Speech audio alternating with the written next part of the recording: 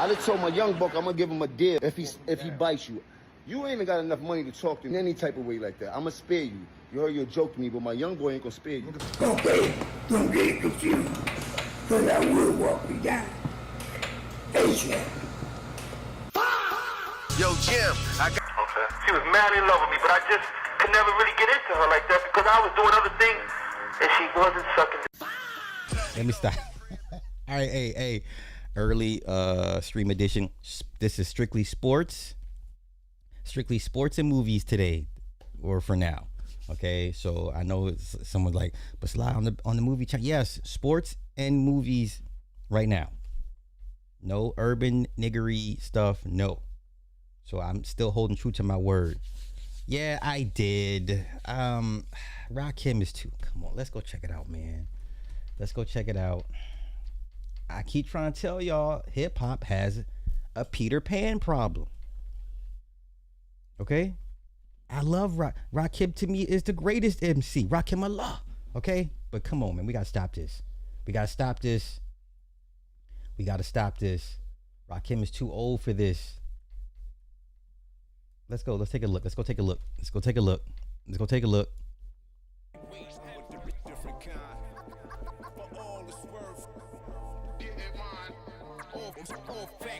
I'm so ahead of my time.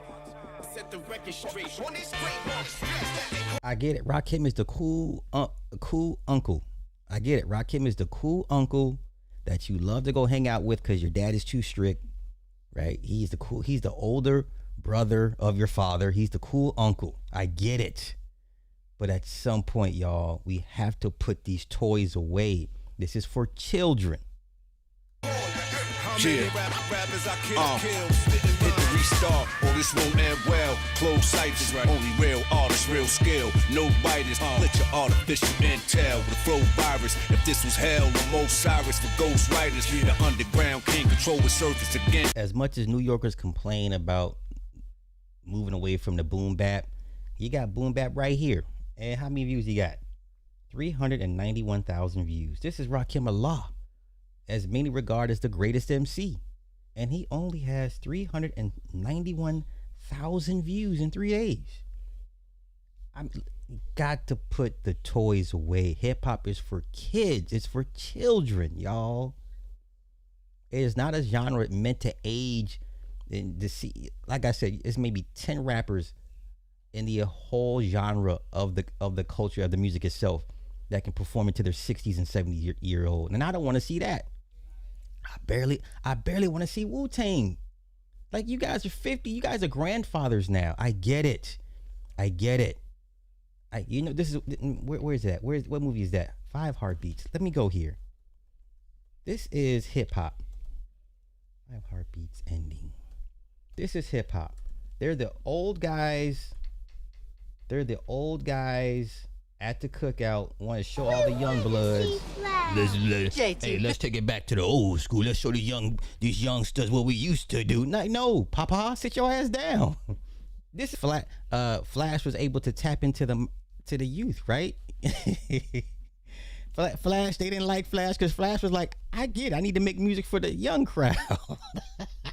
He was able to adapt, and they weren't. Event, you might. Didn't they invite you to the event with your wife? The church singing? I'm caught up on Cape Fear. The daughter is slowly starting to redeem herself. I hope the son gets killed. There's no way they're gonna wrap this up. There's gonna be a season 2 to Cape Fear, and that's what I'm afraid of. I don't want multiple seasons of Cape Fear. Wrap this thing up in one season. So you got 2 episodes left for them to get the information out of the phone, free the father, put Max behind prison on real charges in 2 episodes? Don't make a season 2, because if it's season 2, I'm not gonna watch. But this is hip hop right here now, y'all. I'm good. I'm good. No, thank you. This is not looking well. I'm sorry. Listen, Rakim Allah is my favorite, is the greatest MC. But it's time to hang it up, Papa. It's time to hang it up. Known for show, spitting style, swag, swerving the trends. Lead them old brokes. Look at him. He just looks no out of one else place. on earth can get in, or close as perfect as him. If I was birthed with a twin. Look, you could tell the difference. This is my Hannibal on an elephant entrance. Rakim ain't got nothing else. I hate this for him.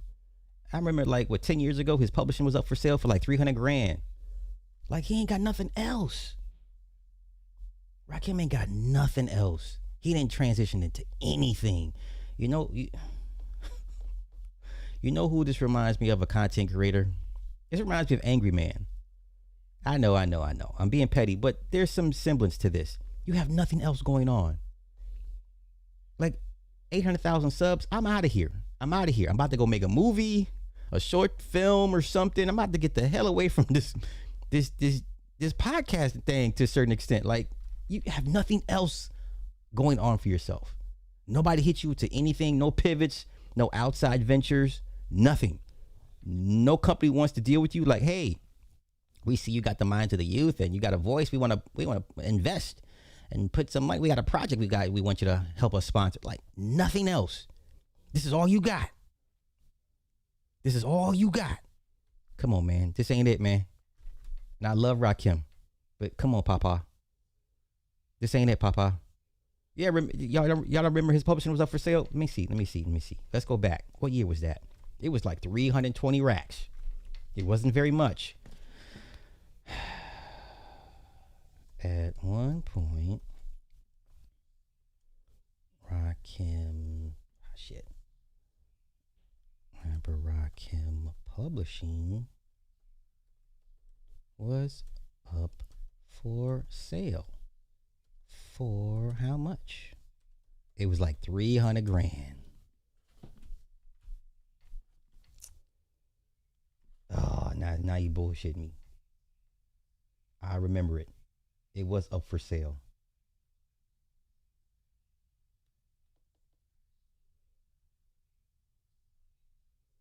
I remember it was up for sale. I remember.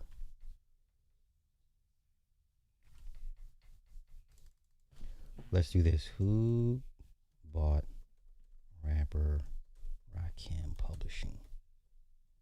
I remember.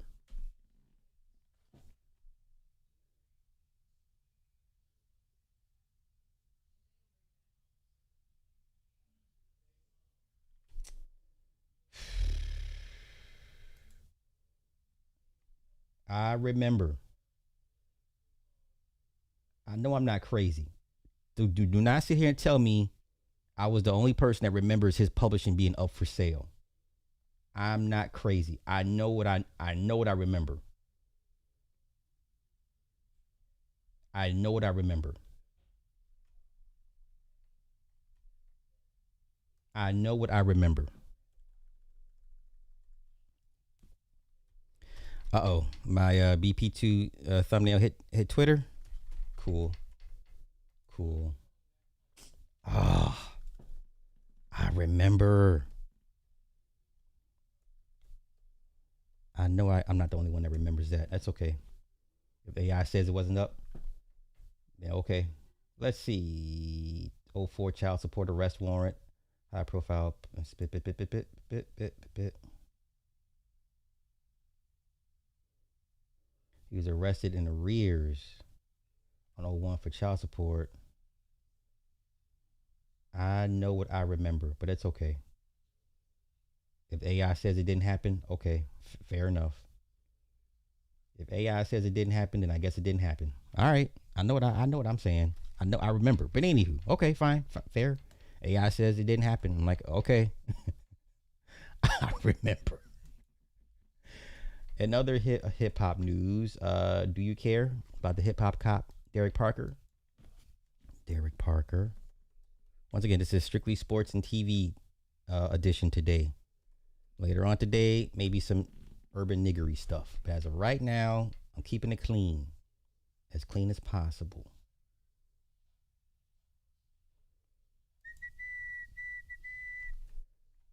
All right, they don't say what he died from. But yeah, for those who care, he's been on Vlad a couple times. I'm sure Vlad's gonna run it back with those videos. But this guy, spilled all the secrets. I'm sure he took a lot of secrets with him, but I'm sure there's a file somewhere hidden that he has stashed away somewhere. Let's see. He was in NYPD at every rap show, every club night, every spot where the music and streets cross paths. After Biggie's murder flooded NY with death threats, NYPD moved him into the gang unit full-time to monitor the rap industry. My name is Derek Parker. I'm the retired detective from the NYPD. I started the rap and the hip-hop squad.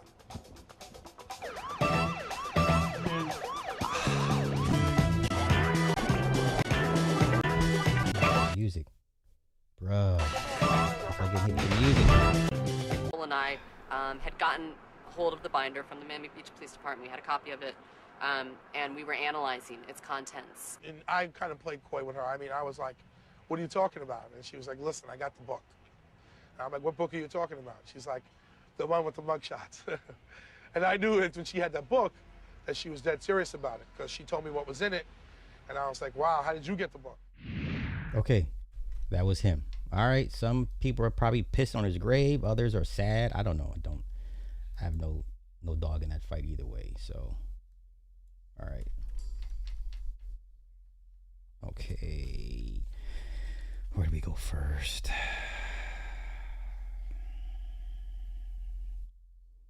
Where do you want to go first? What are my topics? Errol Spence. Let's go to Errol Spence, man. This was a hard fight to watch the other night. Let's go here. Hard fight to watch.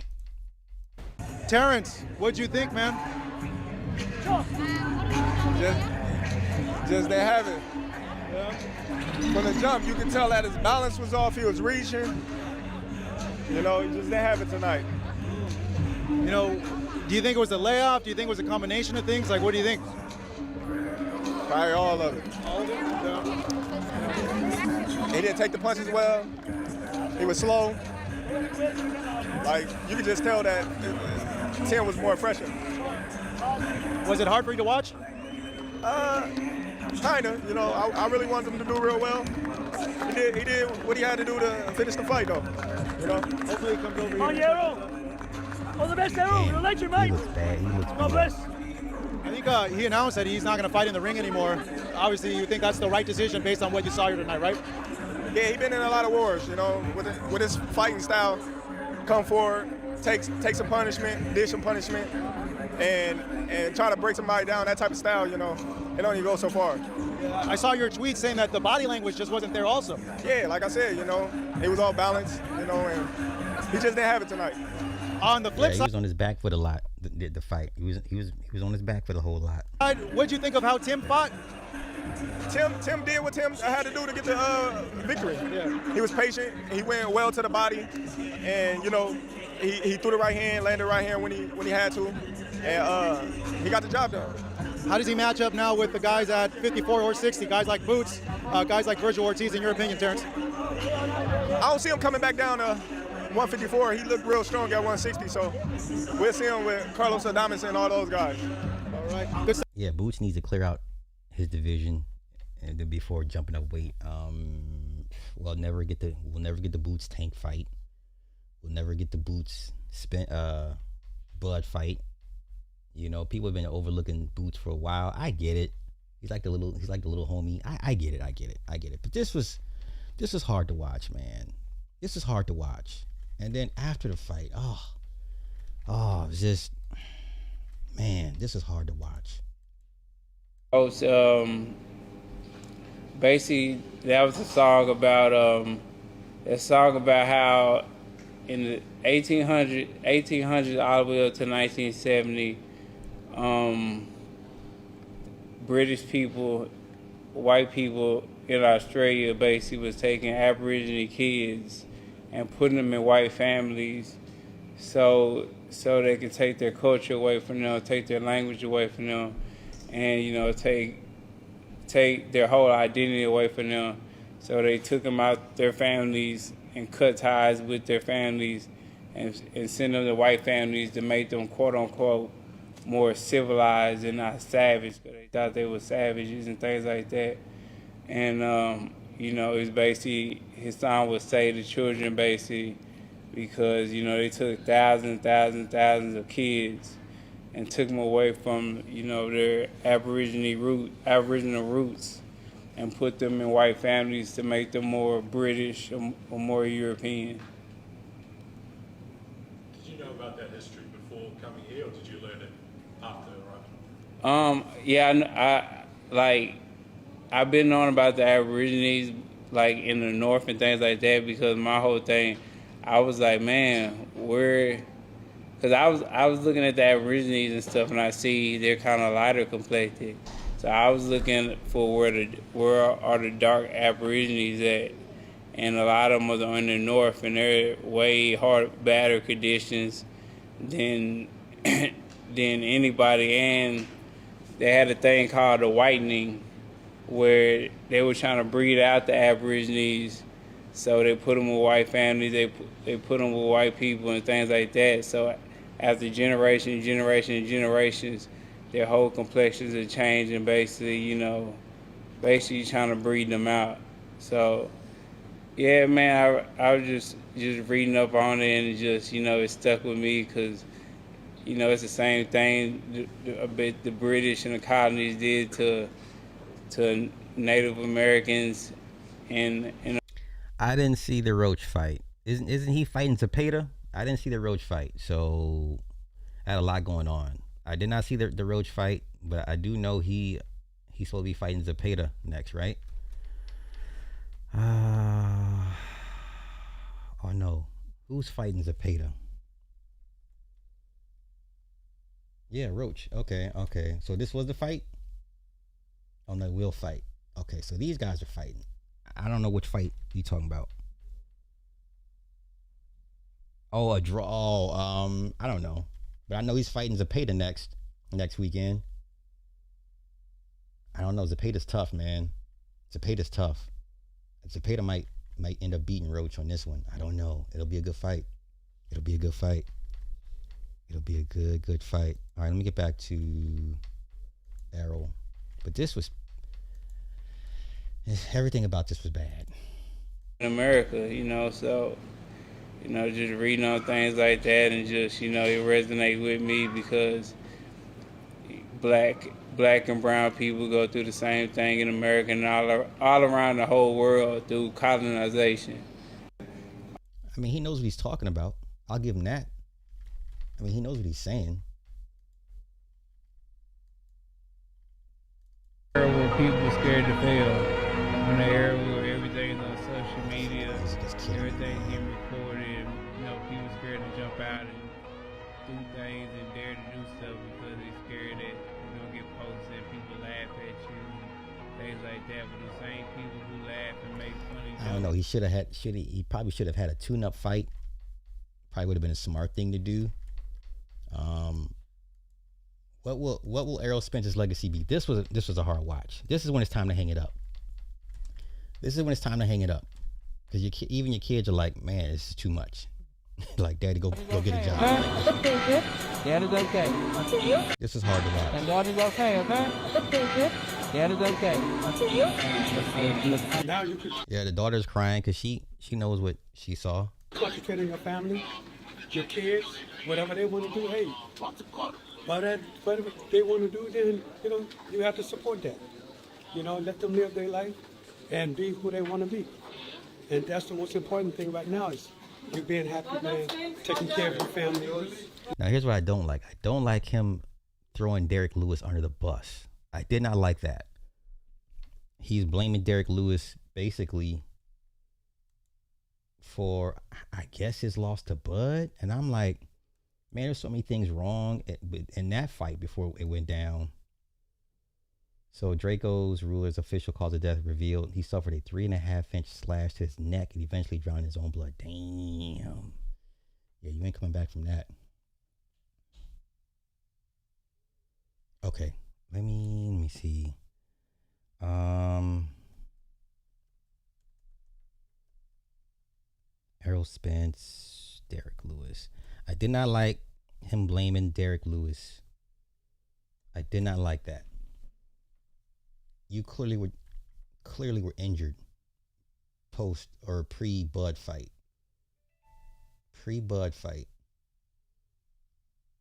I can't find it. I'll look for it. I'll look for it. Did not like that at all. But this is Draco's official call. That's how he got cut. So it's like somebody probably came up from behind and got him. Okay, Draco was warned by his bodyguard the other side trying to get him or deep, and Draco reportedly didn't care and still went out to confront them, leading to his unfortunate death. Okay, well, all right, okay. Let me find the Errol, Spence, Derek Lewis. Hold up. I did not like him blaming Derek for that.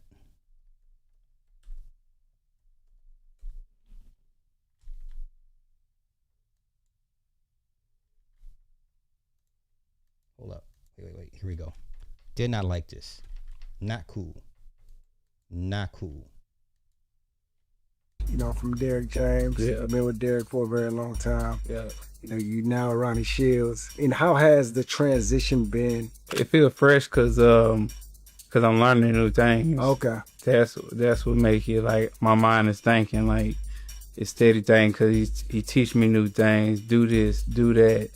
You know, keep your head out the line. You know, move your head. And before, you know, I wasn't. You was working. Yeah, I was just working nonstop. Like when it's hitting the bag or shadow boxing, it never was like, you know, moving your head, defensive movement. It was always just, you know, just punch it. Yeah, you think that he got comfortable? You think? Because when you're in a space where you have a kid that you've had for so long, and he's been winning for so long. Did you think that he kind of got comfortable in that space of just knowing that you're just going to do what you're going to do? You know, we work the way we work. It's always been working. Yeah. And now we're going to go into the fight. As soon as these lights cut on, I know I got me a dog, and he's going to go out there and do what he do. It's not all him. I mean, I got comfortable. You know, that's the main thing, you know. Yeah. I got super comfortable. I'm a man. I know stuff I need to work on. I know stuff. Right. I watch past fights and stuff like that. I hear different, you know, comments. People tell me different things. So, now I put the blame mostly on me, you know. That's something I could have changed up. It's something, you know, I could have been doing. Yeah. You know, it wasn't just all him. Yeah, even though I feel like, you know what I'm saying, we're a team. So just like as we win as a team, we lose as a team too. Right. So, you know, it's on both of us. I didn't like that. No. Did not like that at all. But let's continue. This was a hard watch for me. It was a hard watch for me. You know how to take care of your family, man. Oh, yeah. Your family is proud of you. I hope he's smart with his money.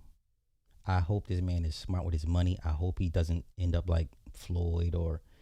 I still say that Terrence Crawford will come back to fight for money. Y'all keep want to debate me or whatever. I'm like, he'll be back for money. $20 million is not a lot of money. They've upped the ante of the debate of how much money could you live off of. We got people saying 100 million is not enough. 20 million is not enough for as many situations that as Bud got going on. All your investments, I get all that. Okay, 20 million is not enough, but let's continue. He'll be back in the ring in 2-3 years fighting for money. Yeah, I'm not gonna let them be what they want to be, but no. This is hard. Still a bigger fish. I appreciate y'all know for coming, man. Appreciate y'all for supporting me. Oh yeah. We'll do it again. Okay. Y'all know me. I know it's been a long road, a lot of trials, tribulations, and you know I always. But you're worth it. Yeah. You still come back. We travel 15 across the world for you any day. Yeah, I hear you. I'm with you. He probably knew this was his last fight. I still think he should have took a tune-up. Just, I don't know, man. And I'm baby, we was yeah. I'm talking about every time. Every time. Say that, sweet. Nah, bro, I appreciate all y'all for real. This is a hard watch. Even the kids are like, no more. Okay. Let me go to Curtis Schoon. Now, that crash, people were like, well, he looked good against Ugas and Garcia. They were not the fighters that Bud was. Now, this whole thing about recurrent injuries, I think people tend to forget. Injuries can lay dormant and become reactivated. I don't know why y'all acting like the car crash would never play a factor in his performance moving forward. That's the dumbest thing ever. Well, because he beat two lesser quality fighters, it wasn't going to be a lingering factor against a guy like Bud. Now, I'll say this. If Spence is 100% and Bud's 100%, I still say Bud will win, but he doesn't beat down Spence the way he did. The same results I still say Bud will win the fight, but prime Spence is not going to get beat down like the way he did. Let me get to Curtis Schoon, man, because and let me pull up that car crash. Y'all act like injuries just go away or something. Like they just don't. Man, I'm injured all the fucking time, and there's days I don't feel nothing, and I feel great. And the next 7, 8, 9 days I'm hurting. So I don't understand y'all. Some not y'all, but some of y'all's reasoning because he beat up two less quality fighters, the car crash was never going to be an issue or a factor. What? Okay. And that tells me some of these guys ain't never been in no sports, never really been injured.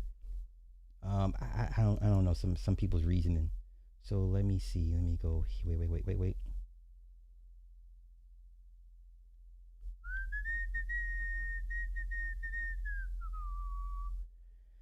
Let me find his, because he is a huge boxing fan, and I pretty much agree with a lot of his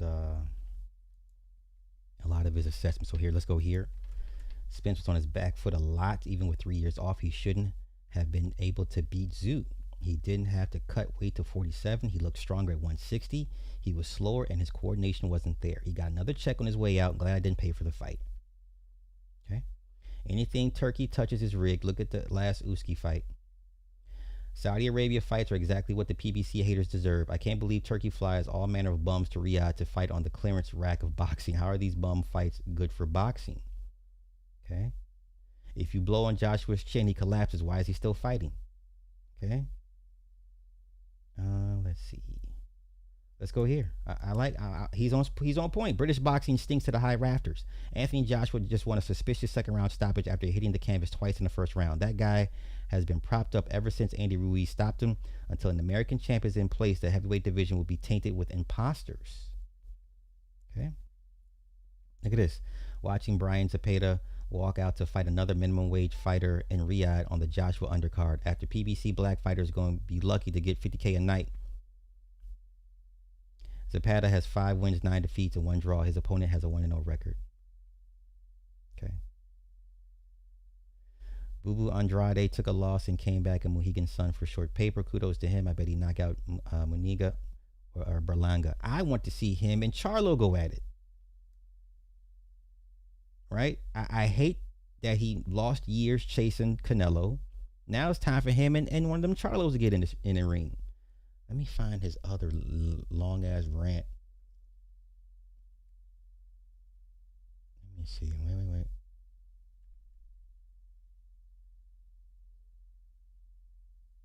Okay, so let's go here. There should be a mandatory fight week physical that includes a full body scan to protect the fighters and preserve the integrity of the sport. It should be conducted by an independent organization to confirm whether fighters are fit enough to compete. Let's call it the Errol Spence rule.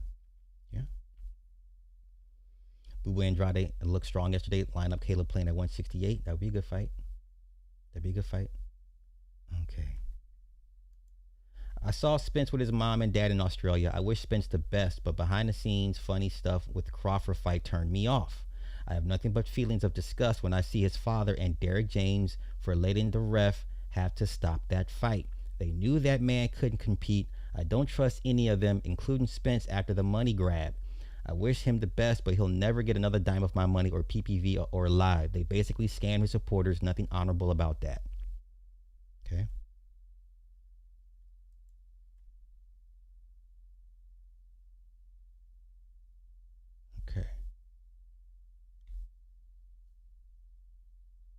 Yeah, when he goes on these boxing rants, he's pretty spot on, man.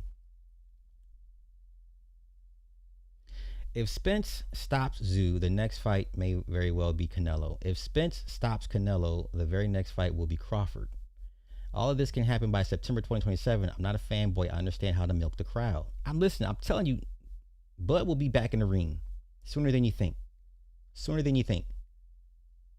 Sooner than you think.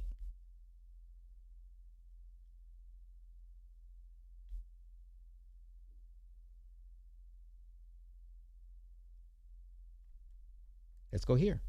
Saw Spence shadowboxing. He looks good. I think Tim Zoo's style is tailor-made for Spence.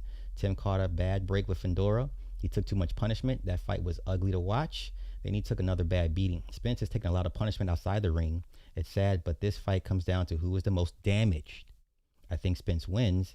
Tim has too much heart for his own good. Spence should fight Canelo in Mexico after. Well, we definitely ain't getting that. We definitely ain't getting that.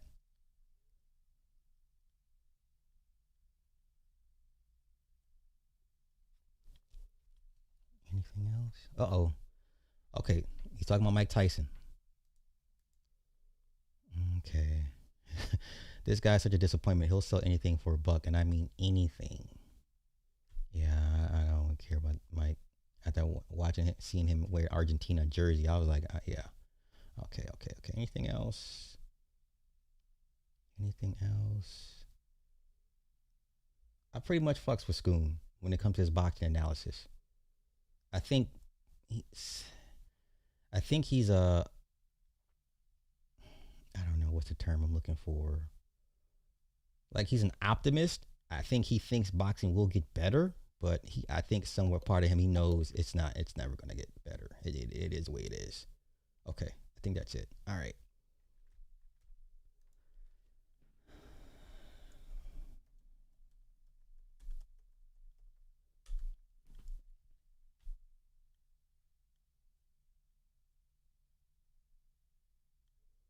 Yeah, run this back, video man. from a crash Run that this sent back. welterweight boxing champion Errol Spence Jr. You to see the how bad this intensive crash care unit. was? CBS 11's J.D. Miles You don't think he's going to have lingering injuries from that shit for the rest of his life?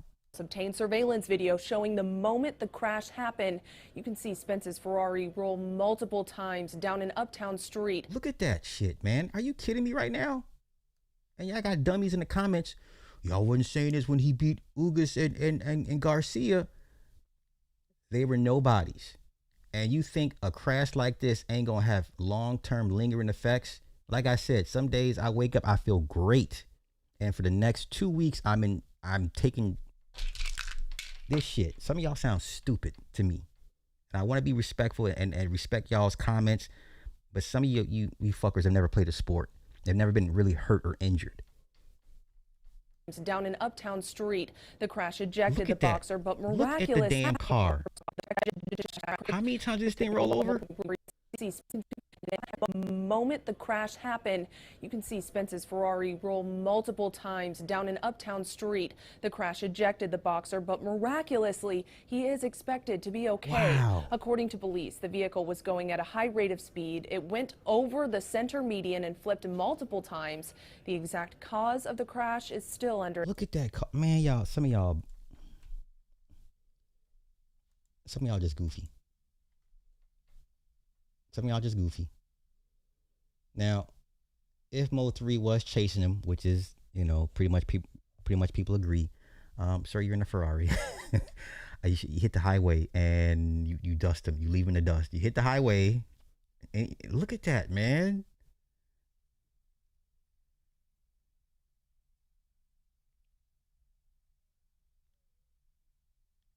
Wow. And y'all don't think he's going to have lifelong, long-term injuries from this because he beat up 2 bums, respectfully. Well, y'all wasn't saying the crash. Okay. Man, sometimes injuries go to sleep, and then when injuries wake up, that's it. Sometimes they don't go back to sleep.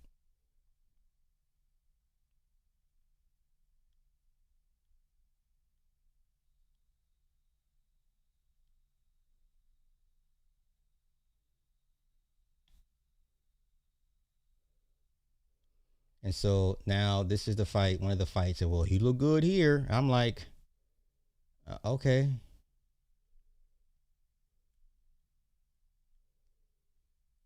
You don't think injuries just, they show when they feel like showing up. He visually gets better and better. He's able to. Did y'all really think Danny Garcia had a legit chance to beat Spence? And pretty much no matter shape Spence is in, Danny Garcia is a decent fighter, but he had no chance against Spence. Y'all knew this. Respond and counterpunch effectively. Exactly, and he looks like just a nice left hand right there. He looks like his old self. That jab is long, it's strong, it's snappy. There it is right there, bouncing off the head of Danny Garcia. And at any moment, he will throw that left hand to the body. Absolutely. And y'all act like Danny Garcia is you know what? I'm gonna leave it alone. I'm gonna shut up. I'm gonna shut up.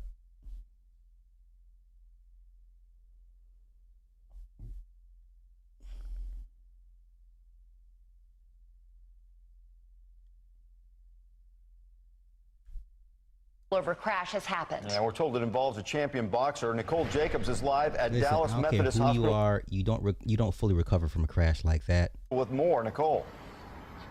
Russ and Karen, people in this woman is beautiful. The boxing community tell CBS 11 the driver in that crash is Errol Spence Jr. But of course, the video from the scene really tells the story. Let's get you right to those pictures. You can see video of that mangled Ferrari there, and responding investigators getting a close look at the scene.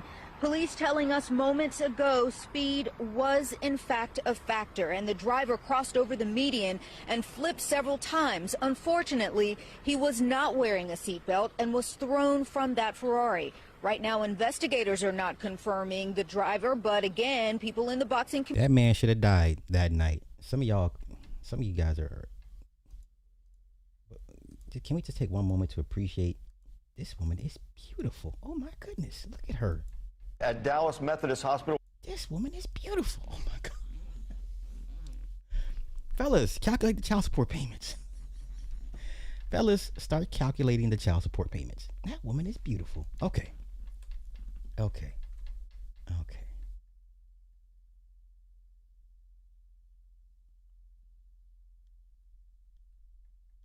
Now this is Errol Spence before the crash. This is a prime Errol Spence before the crash. Once again, if prime Errol Spence fights prime Bud, I think prime Bud still beats Spence by a decision or maybe late stoppage, but he does not beat him down. This is prime Spence. Errol Spence has the eye of the tiger right now. It looked like he's going for blood. Will Snow is very game right now, but he's hurt. Oh, and he goes out. Shit. Man, what y'all talking about, man? Wow. Errol Spence Jr. with a spectacular knockout. You got to put an asterisk by his resume. He definitely is a what if. What if that crash never happened? And that's going to, hopefully it doesn't haunt him. But, you know, if you're an Errol Spence fan, you got to be like, damn. You know? He remains unbeaten at 21-0. Okay. Believe what you want, though. Hey, I'm not, you know. I'm looking at it from my viewpoint, my vantage point, how I'm seeing it.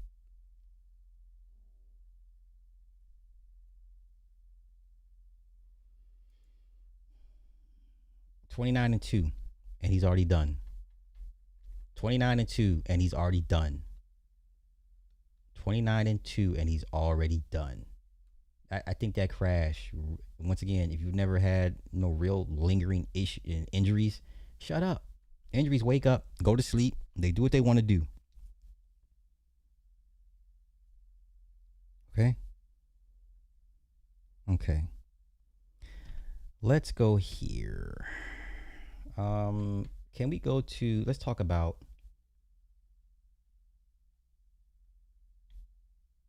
let me see.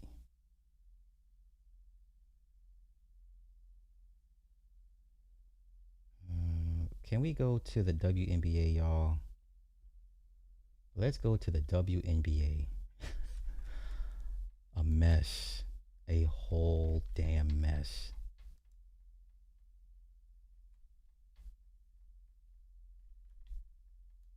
Okay, where's it at? Hold on. I'm gonna find it. Hold on. Okay. What's the girl's name? I got it. I found it. I know where it's at. Here we go. Nalissa Smith. This is the WNBA. This is what they don't want to be known for. And once again, it's black women doing this dumb shit. It's black women. Drove Candace Parker out the damn sport. Right? Pay attention. Let's go here. Cheat. Whether she cheated on me and I cheated on her, why are we bringing that to the internet a year later?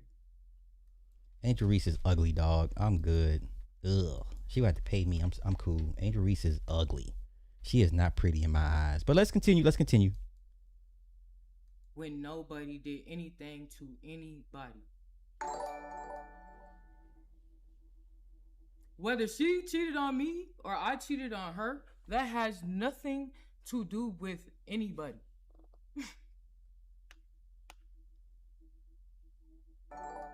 They lighten her up in the comments. That don't even make sense. Then to bring it to the internet a year later. Look at this. They lighten her ass up in the chat. Why did you bring the girl you cheated on her with to the party she was at? Wow. So we cheated. You guilty. Yeah, you cheated. It's crazy. Just for fun, that's ridiculous. Especially when you're in a happy, healthy relationship. I would never in my life. Thank you for cheating on her. She's a crazy person. Do that to nobody. If I was in a happy, healthy relationship. This is Moving crazy. On, next point. Then to bring up folks' name that has nothing to do with anything. Hey, put down the stream. These folks is minding their business. These folks woke up to this. As a cheater, this is exactly how I sound. Okay, so yes, you cheated. Girl cheating is crazy. Just validated Nay by saying whether it was me or her, bro. On a random Sunday night of these type of allegations. Like, it ain't black women doing it. It ain't white women acting like this in their private lives. And this is what the WNBA wants to get away with. This is why they push the Caitlin Clarks and the Sophies so hard. They tired of y'all's mess. I think that's very weird. Mind you, I've seen this young lady multiple times. This is not the first time that we've seen each other. Not the first time we've seen each other. We've crossed paths. We've seen each other the night before. We've seen each other play against each other. Like, there's no static. There was no static. But I guess the liquor, the cameras, her crowd, I guess she got some type of but you're somebody not denying boosted it. her up to gain some confidence. But at the end of the day, that was some bullshit. We came to the spot. Angel Reese is not. I need a gift or something. I got a couple bills. Can you help me out? Angel Reese is nothing to be flaunting. That's nothing to brag about. No, sir. I think what did it for me is the Sid. When they started comparing her to Sid, the sloth, I was just like, I can't unsee it. Folks was chilling. Nobody did nothing to nobody. Look, this lame as hell, bro. You gotta feel embarrassed. I ain't go out my way to go bother anybody or come to somewhere uninvited. I never came somewhere uninvited. I came with a group of folks and they was like, you don't see the white NBA players doing this. WNBA, they're not doing this online. They're not doing this. They're not proud studs. Black women just oh my god, we need about 7 more Caitlin Clarks and we can wipe this shit clean. Like, oh, this the last spot to go to before it closed. Okay, now there's a huge backstory to this. A lot of it makes no damn sense.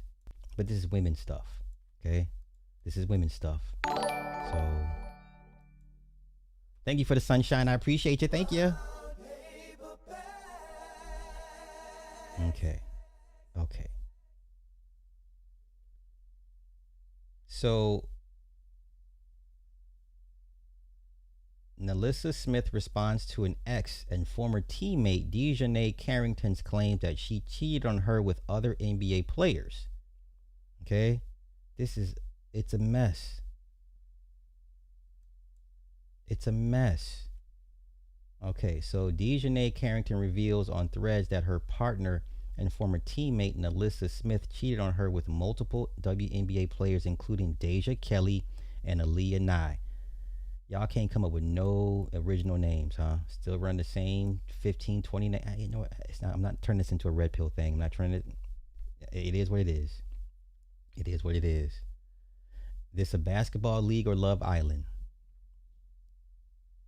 So women don't find peace with women. Thought y'all swore men were the...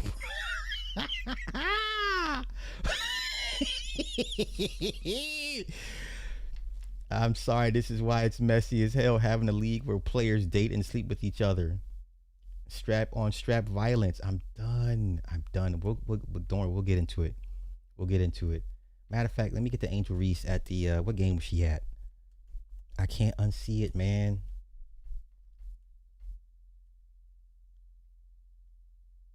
I can't unsee it. She was at... I'm good. Y'all bugging. Y'all bugging. If I'm a regular guy, yeah, this is a notch on my belt. But if I'm somebody that has something, I'm not stunned on this chick, man. Y'all out y'all fucking mind, man. What's wrong with y'all?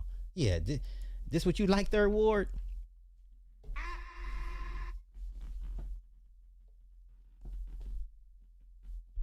Third Ward, sir, where you at, bro? Come on, come have a seat, brethren. Let me pour you a drink. Come have a seat. This what you, this what you like, sir?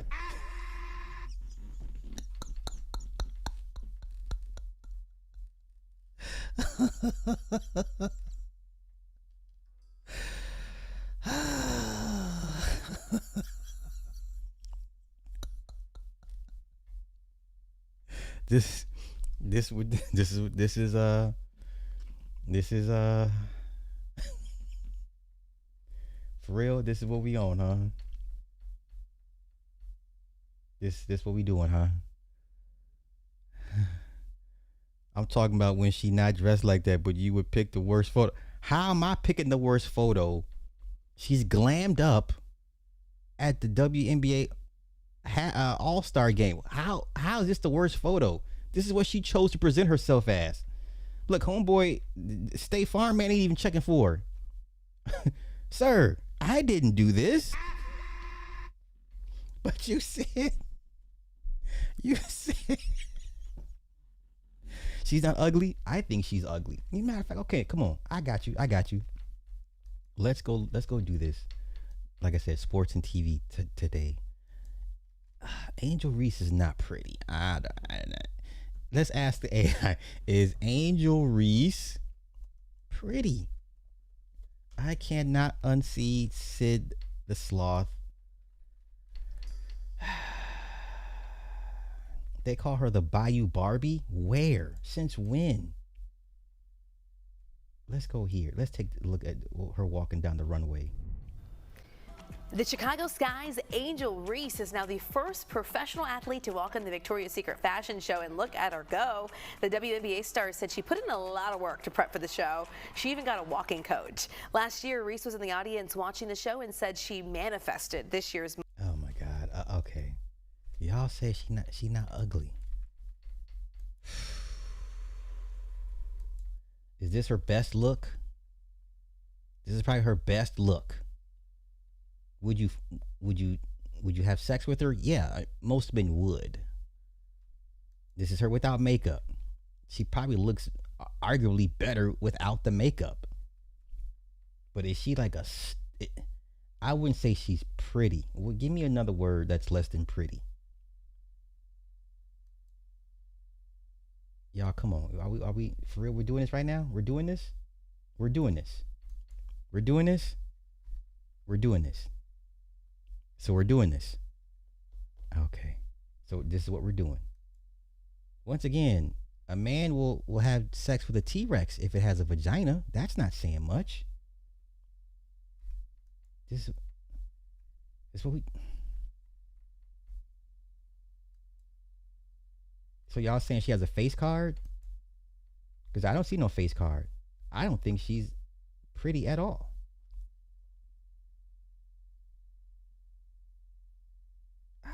I can't.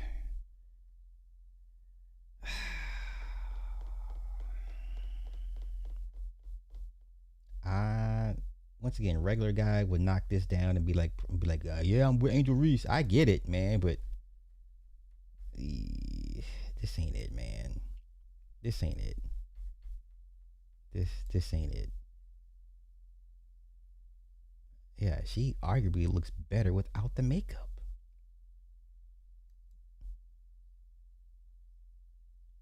I'm blind. Okay. All right. Well, God bless you, sir. You like what you like.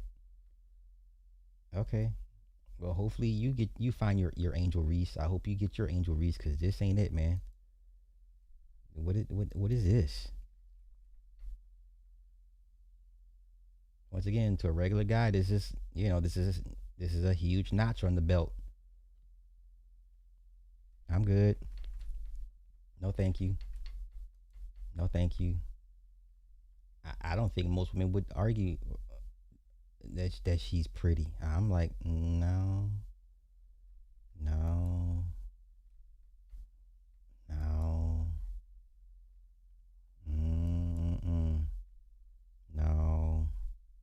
But once again, beauty is in the eye of the beholder, so they say.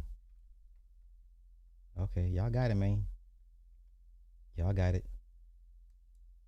Okay.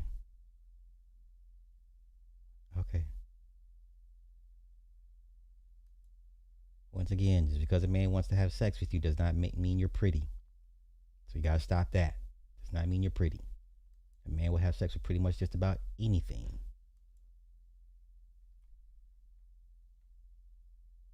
Shit.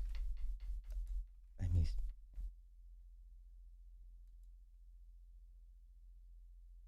Yeah, no. Nope. Nope. Nope.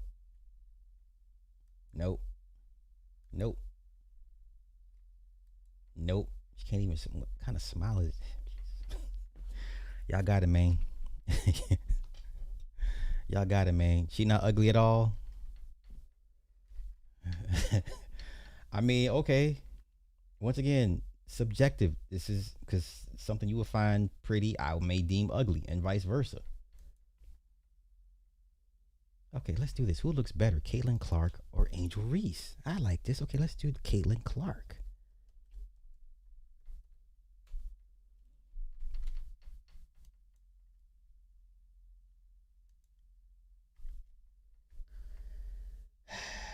Shit. Oof.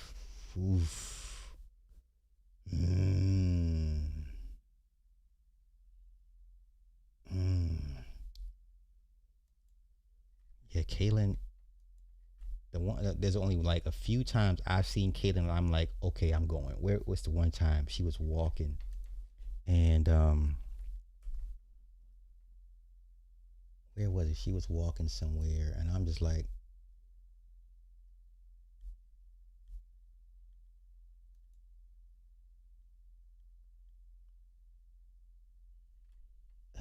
she has a slightly better build, I think.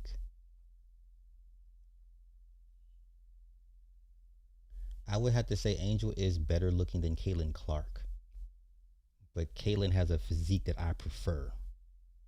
But even though she's not Angel's height, man, I wish I could find that video when she was walking in a skirt. And I was like, that's the one time I said, ooh, she looks. Is this it?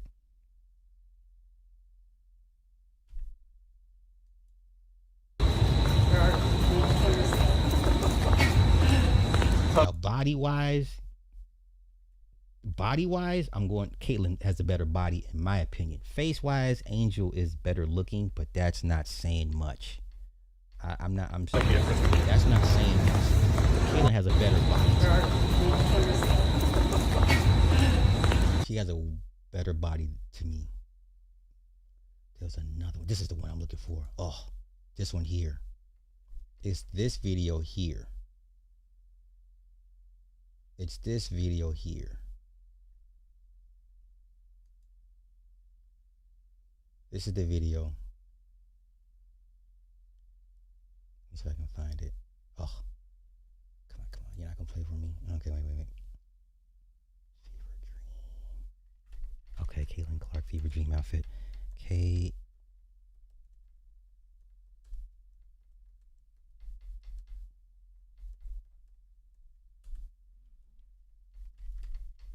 Like I said, this is you're asking me my opinion. I just said beauty is subjective. I like physically fit women. I like to see muscles. Sorry. Where the fuck is it?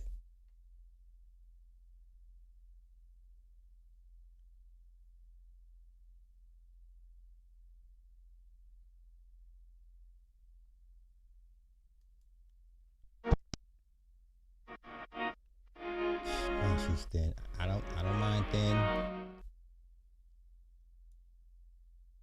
Ooh, she done fell, almost bust her ass. Okay, what? Yeah, athletic. That's what I prefer. Yeah, that's how Caitlin Clark is built.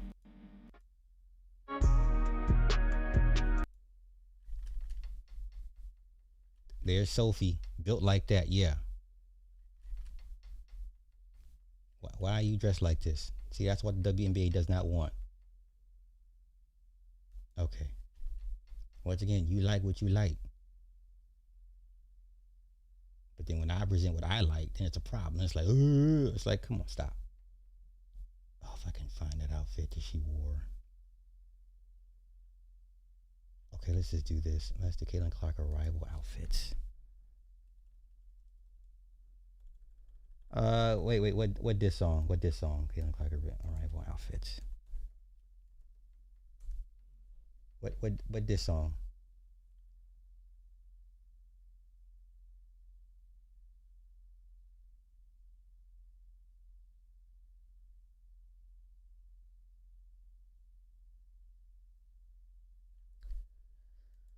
Outfit. Skirt, red top.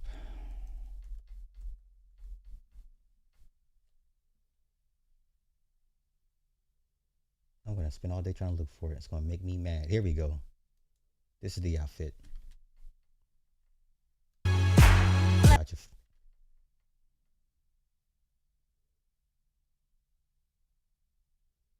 She's face is, listen, Angel has a better looking face, but Caitlyn by far has the better body. By far. Let me blow it up.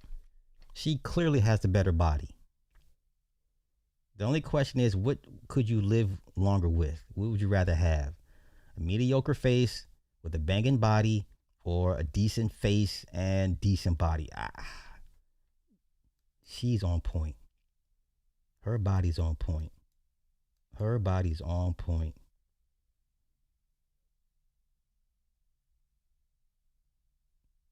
Yeah, this is what I prefer. A physical build. Okay. Let's keep it going. Yo, hey, I'm Team 38 Special, man. I'm Team 38 Special. I get what he was saying. I think people are missing the point. Matter of fact, let me go find it, man. Let me go find the interview he's talking about. 38 Special. I get everything he's saying. This is why this is why they hate drill rap. Because these kids out here really doing what these old heads claim, what they lied about.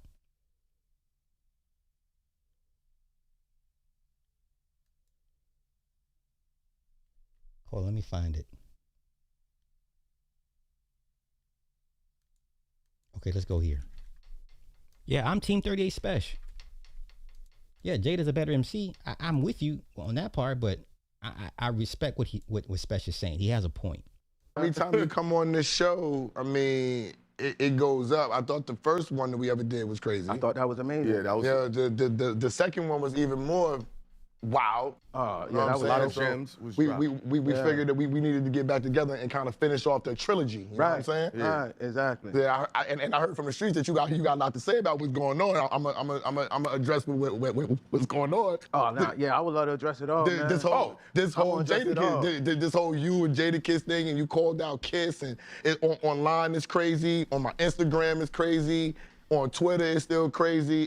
I think it's actually getting stronger right now. I thought it was about to die. Yeah. The last 4 days, and we were like, this is gonna die down. Okay, come on, man, just get to it. 2 different records. Big Daddy Kane freestyle, he took a shot. Mm-hmm. It was, he said, you ain't get the verse because you ain't worth the fee. On the Fat Joe record, yes, he took a shot. He said, is this about a verse or is this about a career? I want to ask y'all something, though. Oh, we're talking. Why do you think he took 2 shots? I don't know. I'm just spectating right now because I honestly didn't think it was gonna go. Okay, so without overthinking it, I'm a spectator. That's a compliment, right? He took 2 shots on you on 2 different records. I think he thinks you're worthy of being mentioned. Now, if he never gets on a verse with you, let that go. You can't control what that man does if he wants to get on a verse with you. Let that part of your argument go. But the fact that he mentioned you twice in 2 different songs, obviously he respects you as an MC. I would take it as a compliment. So, let's see how we can eat off this. But let's continue. Once again, I'm outside looking in. This far, like, you know what I'm saying? What would make you think he took 2 shots? First, his first initial shot it wasn't on the record. Don't do no more interviews. Holla at me. I didn't hear that one. Yes, he said that when they approached him about 38. Yeah. That was the first one. I didn't hear that. I heard that. He was saying it jokingly. The one I heard was like, they about to let me come out of retirement. I heard that one. Now, people were saying 38's bugging when the first interview initially dropped. Then they're like, where's this song at? I had girls hitting me saying, where's the song at? Now you heard a shift. Hey, this was in Jada's best performance. So, people start saying, I can see where he has a point on this. And over time, they like, I got a lot of pressure on me. Let me show niggas I can still box. Why do you think he took 2 shots? We got here because I said I had a better verse on the song. Yes. Majority of the people, we all agreed to that. For the ones that don't, that's just delusional. Can't pay attention to them. But we got here because I said I had a better verse on the song. Mm-hmm. I said, come redeem yourself. Taking a shot is not a form of redemption. Hold up, though, God. What is he supposed to do? Hold on. Relax for a second. Okay. This nigga go. Listen. That's one ball. To a nigga that called you out and said, I smoked you. Relax. Okay. I already smoked you. Yeah. Now, let's get this understood. How did that happen? Because a lot of people, I read the comments, they like, oh, he heard Jadakiss, and then he went and wrote his best rap. That's how he... Now, actually, it was just another day in the office. I never knew Jadakiss was going to be on the record. Jadakiss never knew I was going to be on it. Okay, let's get the Stove God. So let's listen to his verse. Now, once again, I've been listening to 38 Special for quite a long time. I like 38 Special. Stove God. Nope, not you. I like the record. I'm not gonna lie. I like the record. I like the little hook. Whose hook did he take from? Was it Lauren? The beat is hard. Jada flow. You know what I'm saying? Hey, I'm not deaf. That's a hard verse. Yeah, it's upstate versus New York. I get it. Record. I was sending a verse to my homeboy. He was sending a verse to my homeboy. Then we heard it together. It was just another day in the office. That's just how I perform.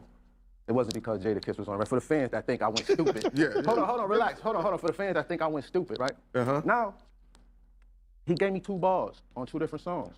Okay. He owed me 14 more. Why? Why does Jadakiss have to redeem against you? Hold on. That's the question they're gonna ask. First off, right. This is the reason why. All right. First off, we didn't get here from me asking for nothing. Understood. We got here from you offering it. Mm-hmm. That's the first thing.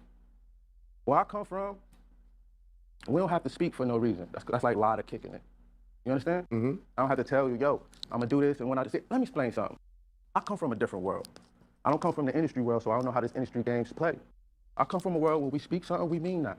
We don't go and see niggas and say, yo, we gonna do this, I'm gonna do this, and we just doing it because it's the way of the industry. I'm sorry, y'all. I'm not used to the industry.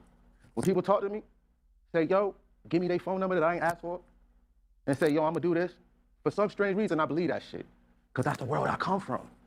Okay, young man, you've been in the industry long enough to know it's... Oh, come on. The more 38 Special talks, is more like, bruh, are you trying to be willfully obtuse at this point? Because take the momentum he gave you Take the alley-oop and run with it. He threw you a nice 20, 30-yard in-route pass. Take the ball and run with it. To make this more than what it is, the more he talks, the more he loses my support. But let's continue. So, you put a nigga in position that don't ask for nothing to ask you for something. Mm-hmm. I know I don't ask for nothing. I came in this game spending my own money. Ain't too many niggas from New York that say that. Very small percentage of rappers came in the game spending their own money. Am I correct? That's a big fact. Huh? It's still the same today. Listen. Nothing changed. Okay. So, it's a difference. You talking to a nigga that never asked nobody for nothing. I was always self-made. So flip side, let's talk about the narrative of the shots. Now we taking shots to a nigga that said you was ducking. Now you shooting and ducking. Can't take a shoot at me from another nigga record. Okay, now imagine if MC Shan had this very attitude against an unknown named KRS-One. Imagine if MC Shan, one of the members of the Juice Crew, one of the greatest hip-hop groups ever, never responded to an unknown named KRS-One. The man gave you a boost, alley-oop, shot, layup, whatever, pass, assist, take it and run. Say, you know what? Thank you for mentioning me. I got it from here. I got it. Thank you. Thank you for the 2 bars. I'll take it from here. Thank you. And then run with it and make some out of it. Still ain't next to me. I smoked you. All right. Well, to the fans, that don't know me, and I'm a new nigga that y'all don't know, y'all need to do some research on who I really am. Mm-hmm. You're looking at a self-made man. This not a nigga that's looking. All right. Let's go back to the shop. This about a verse or is this about a career? What does that mean? He said his career is better? I would hope that's what that means. Or what? Or he's probably saying you need this for your career. All right, now let's get that to the example. Okay, now to be fair, unless you're a hardcore 38 Special fan, most people have never heard of 38 Special probably until Jada said something to him about him. Let's be honest. That's why I think 38 Special should stop talking and be a little bit more humble and take the alley-oop and run with it. Now he put a rocket on your back, sir. He put some sauce on your sandwich. Right? He put the guac, you know how you go to Chipotle guacamole and they want to charge you $2.50 for the guacamole. He gave you the guacamole, he didn't charge you for the guacamole. Man, take it and run with it. Take it and run with it. See, now you being unappreciative. He didn't have to mention you at all. And once again, only hardcore 38 Special fans go back. I remember the freestyle he did over the game track. It was 5, 6, 7 years ago. Like I've always been aware of 38 Special. Like he put out a bunch of mixtapes, but the average casual normie hip hop fan has never heard of you until this dust up with Jada Kiss. Take the alley-oop and be happy.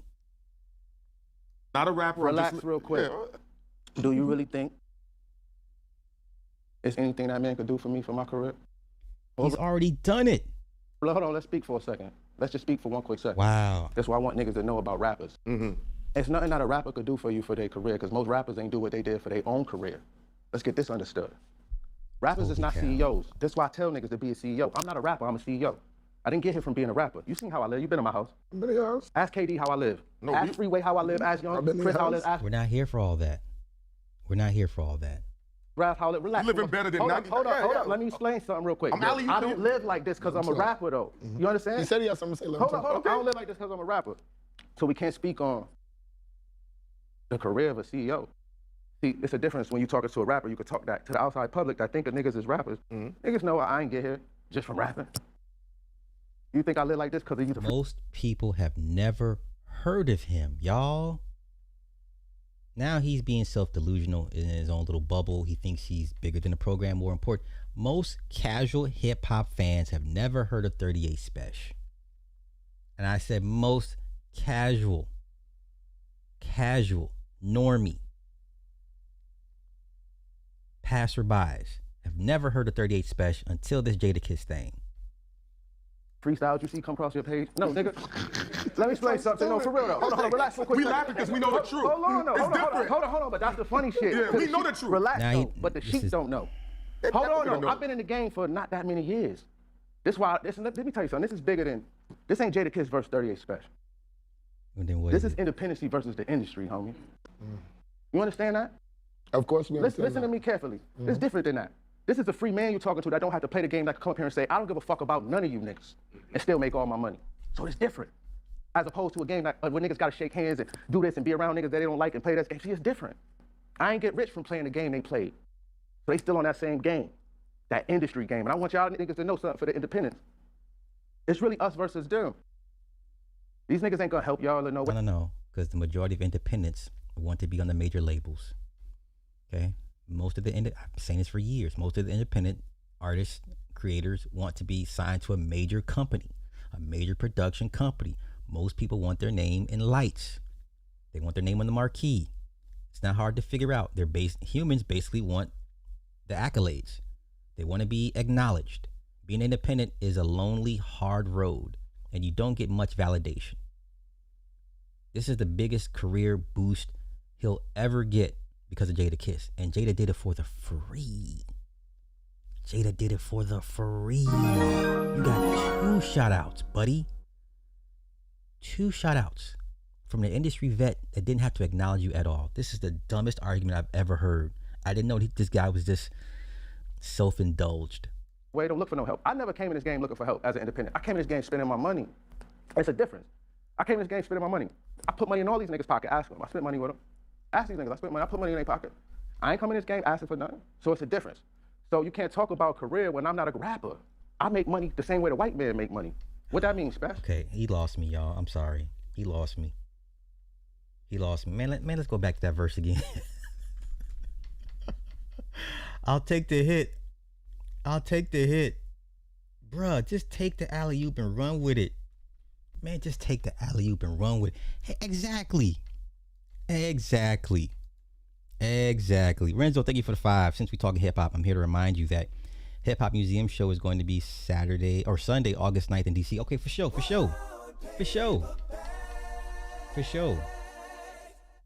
Are they gonna live stream it? Because I would definitely tune in for that. The more 38 Special talks, the more I'm turned off. I'm just like, come on, man. Hold up. No, real shit though. What that mean, Spence? That's new merch. What that mean, Spence? Hold up, because I gotta break this down for the sheep, because there's sheep out here who see this shit and don't understand. The industry got niggas programmed to think that you gotta be on the radio to be successful. To think that, you gotta have a large following to make $1 million. So they program to make you think that you gotta go through them. That's not the case. You're looking at a free man.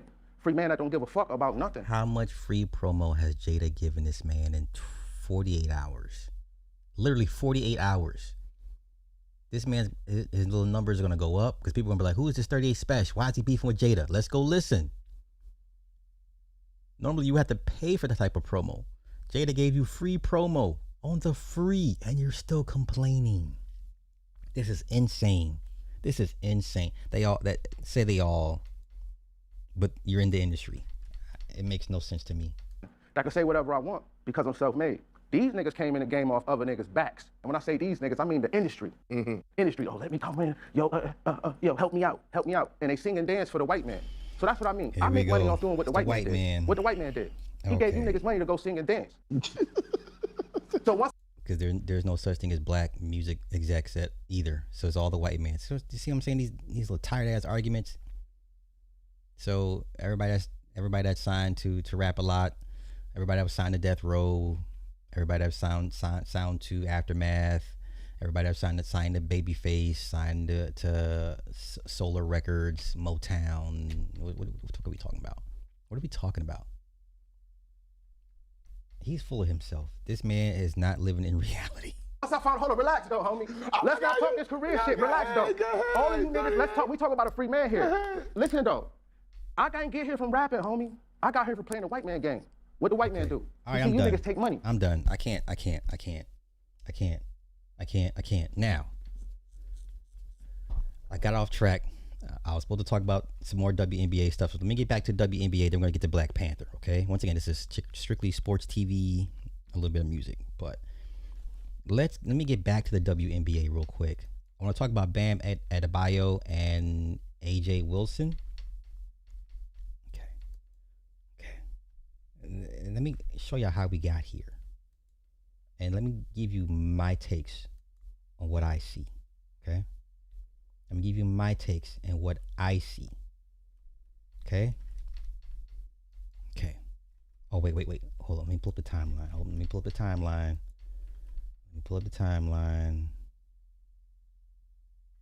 Okay, let me refresh.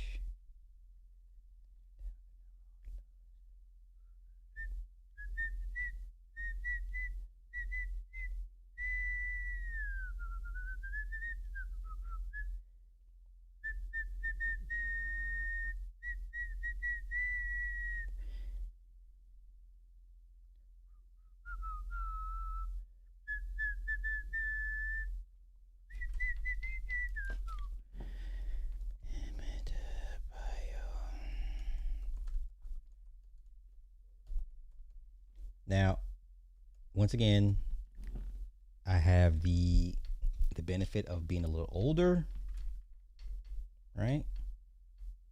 I have the benefit of being a little older, a little bit more wizened, a little bit more seasoned. I kind of see things a little sooner than others, right? Okay. So let me go here. How did we get here? I'll gladly tell you. I should make this its own segment because this shit is hilarious. Okay, wait. Nope. Wait. Where'd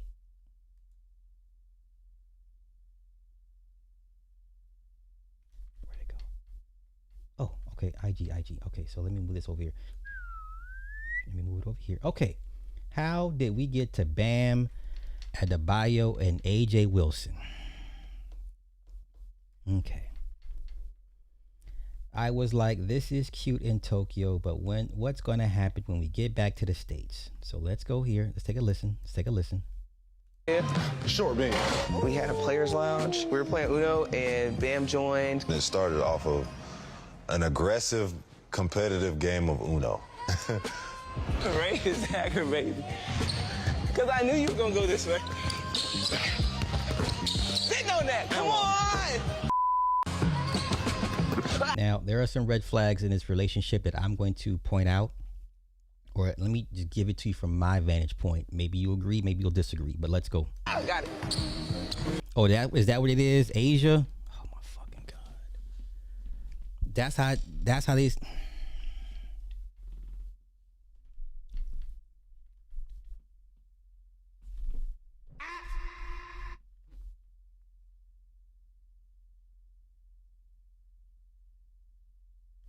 That's how it's supposed. Okay, Asia. I'm sorry. These fucking urban names. Okay, let's go. Let's go. Let's see if you see the red flags. I was just like, this is cute in Tokyo, but what's gonna happen when we get back to these states? And so when we touch down on U.S. soil, we just continue to chat, continue to be friends. I gotta get the ball. The conversation was just easy. The energy matched. Yes, sir. It's 1-0. Who got one? Me. Okay, some of y'all think this is a real love and basketball. No, because what happened in love and basketball? I've seen some of the comments. Oh, this is a real life love and basketball. No, it's not. Because what happened at the end of love and basketball? Before I continue, what happened at the end of love and basketball? It's real quick. It's 3 words to sum up the ending of love and basketball. It's 3 words. It's 3 words. What happened? I'll let y'all figure it out. Come on, let's continue. Don't elbow me. It just slowly started to like snowball to the point where it was kind of like, are we boyfriend and girlfriend at this point? Now listen. The last time I used the term boyfriend, girlfriend, I was in high school. How old is Bam and Asia? I'm sorry. Hold on. How old is Bam Adebayo? He's 29 years old. Okay. How old is Asia? Jesus, man. How old is she? They're both 29. Sir, I haven't used the term boyfriend since high school. But let's continue. Who uses the term boyfriend? Who? It's still being used today. By who? Okay. Fine. Let's continue. See, I wasn't gonna say that. I'll let y'all have it in the chat. Let's continue. Hell yeah. Sure, Bam. We had a players lounge. We were playing Uno and Bam joined. It started off of an aggressive, competitive game of Uno. Ray is aggravating. Because I knew you were going to go this. Let's hear. Look at this. Bam has yet to ask me to be his girlfriend. I was always the one who initiated because if I didn't, we would still be in the talking stage. These are huge red flags. Now I get it. Dating dynamics have shifted. They are different, but for the most part, like I said, if the woman still has to continue to initiate, that's a problem. He's not going to marry this woman. I'll lay out my points why. And then I'll wait for y'all to lay out y'all points against. This man, he has no intentions of marrying this woman. I don't care about him asking her daddy hand in marriage. It doesn't take 4 years for a man to figure out he wants to marry somebody. Please don't be dumb. But let's continue. So are we cool? Like, are we taking this to the next step? It was kind of like I don't want to say like a unsaid thing. Come on. Where? Am I in the shot? Nope. Okay. Who said I love you first? You said it. Okay. It was a mutual understanding. He ain't gonna marry this woman. He has no intentions of marrying this woman. I think it's PR too. Okay? He's not gonna marry this woman. Bam has yet asked me to be his girlfriend. I was always the one that initiated, because if I didn't, we would still just be in the talking stage. Huge red flag.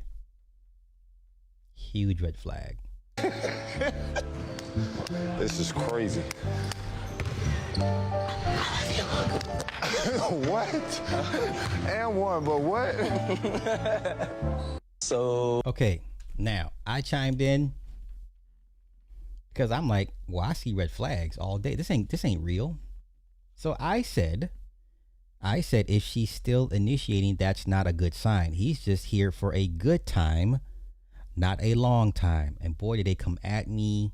Now, got a few hundred likes, which is cool. 170 likes. Okay. The replies that I got.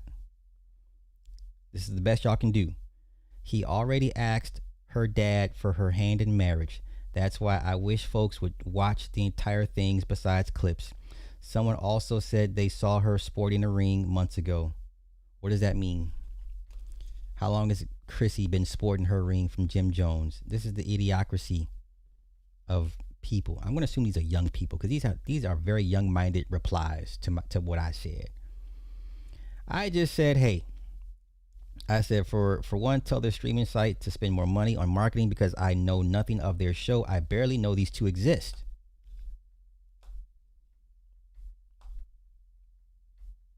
Okay. I'm sorry, but Caitlin Clark is the reason why the WNBA is popular now. Not because of Asia Wilson. Let's not do that. The numbers bear it out. I've gone over the numbers, the viewership numbers since she's arrived into the WNBA. Right? But let's continue. I'm not here for that. Let's go here. They've been together for 4 years and he's asked for her hand in marriage. So a lot of you dolts are going to be like Chrissy, engaged for 10, 15 years. Let's continue. I said, so, okay, still not married. Y'all be delusional as hell. It doesn't take a man 4 years to marry somebody, but y'all got it. How long it take? I said, not no damn 4 years. Okay. Someone said I gave the dumbest comment he's seen. He's only 29. Dang, can folks not date in their 20s anymore? If a man finds what he deem a find it a good thing, he's not gonna wait to marry the woman. They both have something to lose. They're both in a similar profession. They both have the same worries, doubts, struggles, fears.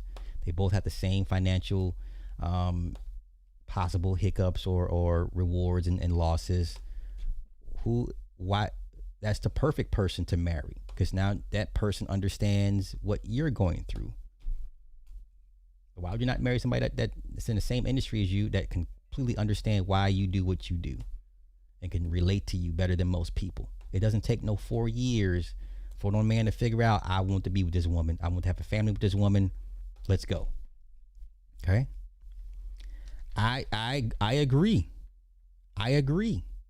Anything more than a year, I'm like, he ain't not gonna marry you, boo boo. If it takes more than a year, he's not gonna marry you. But let's continue.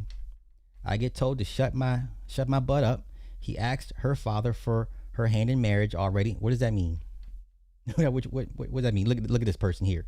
Some couples get married within 3 years and are divorced quick. Some couples get married after 10 years and stay together forever, and vice versa. Everyone is different. What works for them works for them. I don't feel the need to judge their timeline, as they were 24 and 25 when they got together. You're single, huh? So, of course, people assume I'm single. Okay. Look here. This person said 29 is real grown, especially someone who is a celebrity negotiating deals and contracts, catching flights, running women, leading sports. He is not a child, regardless of his relationship status. Y'all baby men too much. Someone said, show your ring, sis. What?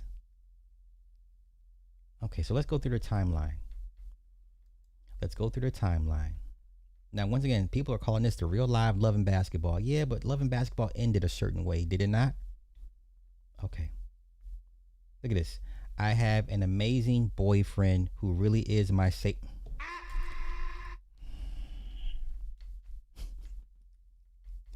Listen. If you're referring to somebody as your boyfriend or girlfriend, you're not serious. You're not serious at all. You're not. Okay? You're not. Let's continue. So 2023, the duo have been friends for years and have openly supported each other during their games. Well, this is the person you marry. It ain't hard to figure out. This is the person you marry. It ain't hard to figure out. Okay, 2024, along with Derek White, LeBron James, Bam supported Asia courtside during the women's basketball gold medal match between Team France and Team USA at the Paris Olympics. September 5, 2024, Bam and other local members of the Miami Heat received a key to the city for their excellence at the Paris Olympics in a special ceremony hosted by the mayor, where Asia was in attendance. Miami-Dade Mayor Daniela Levine Cava even cheekily made side eyes at the pair, who hadn't publicly confirmed their relationship at the time. Okay. Asia Wilson, she won the gold in women's basketball. I guess that has something to do with Bam and the Heat being here today. Bam even made a comment on the ceremony later that day on social media, writing, "Getting the key today was smooth. How's y'all's Wednesday going?" September 12th, 2024, Bam not so subtly showed support for Asia on social media after she broke the NBA's single season scoring record, writing unanimous with an apostrophe like her first name. Okay. Translation for my non-sports people out here, who he cheekily pointed to the Aces star as a unanimous selection, blah, blah, blah. September 15th, 2024, Bam back at it again with the cryptic spelling, "We see you. Hope everybody finds 1,000 reasons to smile on this lovely." What are we doing? Are we kids? What are we doing? Who does this? The pair was spotted out on a dinner date in LA per pics obtained by TMZ, January 15, 2025. Bam rocked a pair of A1 sneakers from Asia's collection with Nike during a game against the Brooklyn Nets. February 25, Bam sat courtside during Asia's number 22 jersey cup retirement ceremony with the South Carolina Gamecocks. She also gave him a sweet shout out during her speech, saying, "I wouldn't be who I am today without the love, support, and sacrifices of so many people. What a blessing to have those most special to me courtside today, especially my favorite Olympian from out of town." What are we doing? What are we doing? What are we doing? We playing these games. We're playing games. We're playing games.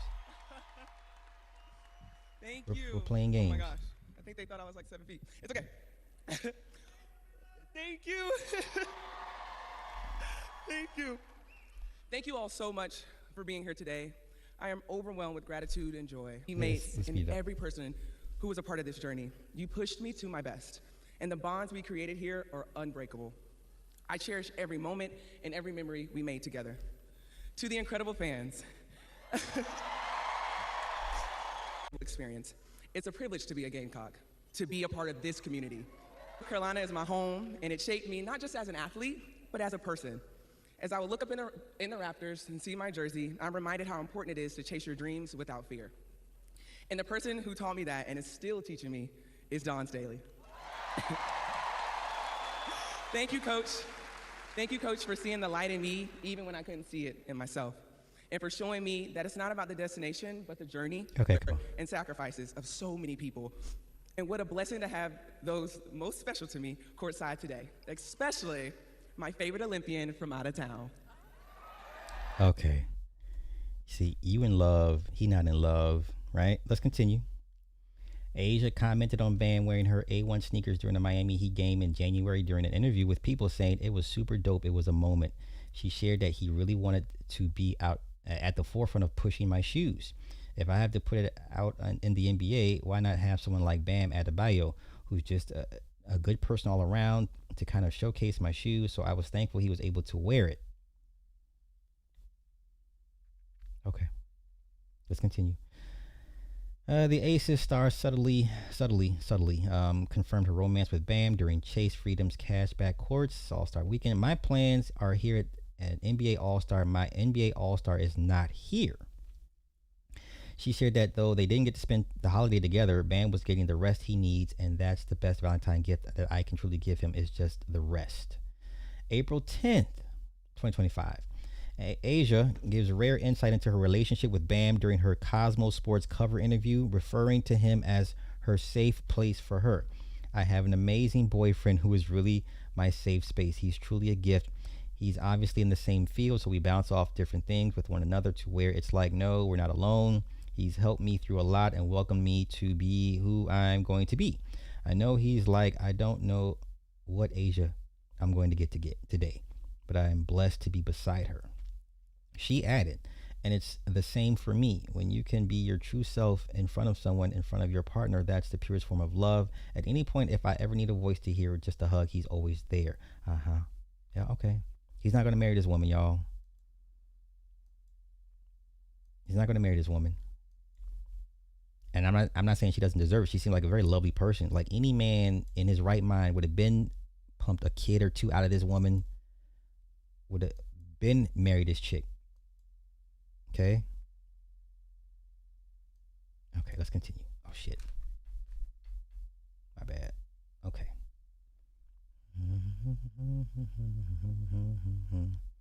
When asked if she'd ever hard launch their relationship, Asia responded, "I don't see a hard launch in our future. Honestly, I know people are always like, please, but I think we're really at peace with where we are, and I'm so happy with where we are." What does that even mean, a hard launch? Like, is that an official coming out, like announcement, like we're together? Like, what is that? This is not product. Listen, we're not selling anything. A hard launch? What are you trying to sell us? What product are you pushing? This is not a product. This is a relationship. Wow.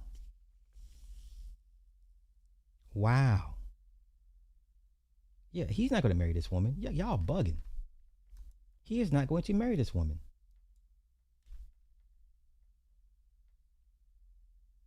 He's not going to marry this woman. He's not going to marry this woman. It's not going to happen. At Planet Fitness, your pace is as personal as your playlist. 4-time WNBA MVP, the reigning WNBA champion defensive player of the year, the WNBA Finals MVP, one of the greatest. Thank you. Okay, now, oh man, this last season, I know you said this off season is going to be a little bit different for you in that you need time not only physically but mentally to recover. What was so taxing about this past season? Just the adversity. Adversity hits quick, and sometimes you're not prepared for that. Obviously, coming from a team and a culture that we built for so long, which is like winning is the standard. Championship is the goal always. So when you're not looking that way in the beginning, it can kind of tear you up. It can kind of tear you apart. And so mentally, it was a little bit. We're still pushing through, but I think for us, they've earned. That's livable. That is livable. livable. That bodes well for now. And they're want their child to pursue their dreams. What's the advice you have for parents? Their support is unwavering. It's always there, and it has its days where I'm just like, okay, I need my space. But I love the fact that they respect that. I think the biggest thing that parents can do. I like her. I like her. Why are you wasting this woman's time? I like her. Don't need a. We could have ran down to the courthouse and got this all taken care of, and didn't do the whole rigmarole later. What? Learn with your child. Let them fail. Let them go through the lessons. And I know it's hard for my parents to see me cry or see me fail or hurt, but sometimes you need those things in life in order to grow. And I think my parents do a great job of balancing it out. Like they're the first ones to hype me up, but then they're also the first ones to tell me, hey, you got to do better. How can you give more to your community or to the game? And so I'm grateful to be their daughter. We have our ups and downs just like every other family, but their support is just, it's fun. Like it's crazy how much they love me, and it's like unconditional. Like it's like something that's truly special. Okay, but talking about support and hype. Yeah. Okay, so you get inducted, congratulations, into the University of South Carolina's Hall of Fame, and then you give your induction speech, and bam, okay, and I mean bam, your boyfriend Bam, who plays for the Miami Heat. The first time we heard you say boyfriend like that. But I gotta say, Asia, the way you all support each other, we see you with him, we see him at your games with your family, and that. How have you all been able to support each other as professional athletes?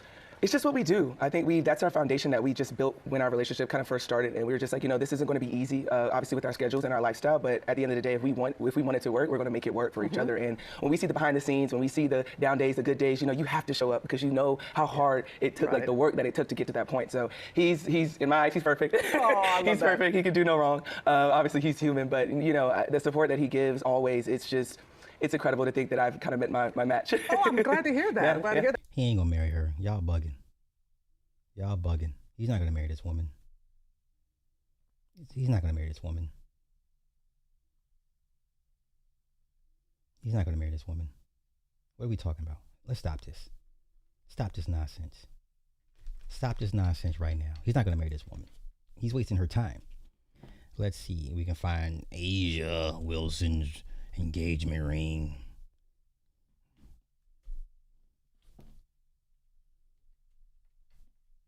Oh, okay. So the AI says Asia Wilson is not yet engaged, but an engagement ring is in the works. What? Bam also revealed that he asked her father Roscoe for permission to marry her, while Asia joked that her ring finger is still empty. Yeah, he ain't gonna marry you, boo. He's not gonna do it. He's not gonna do it. He's not gonna do it.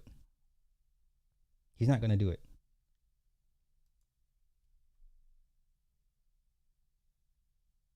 How's an engagement in the works? That makes no damn sense. That makes no sense. So let's go here.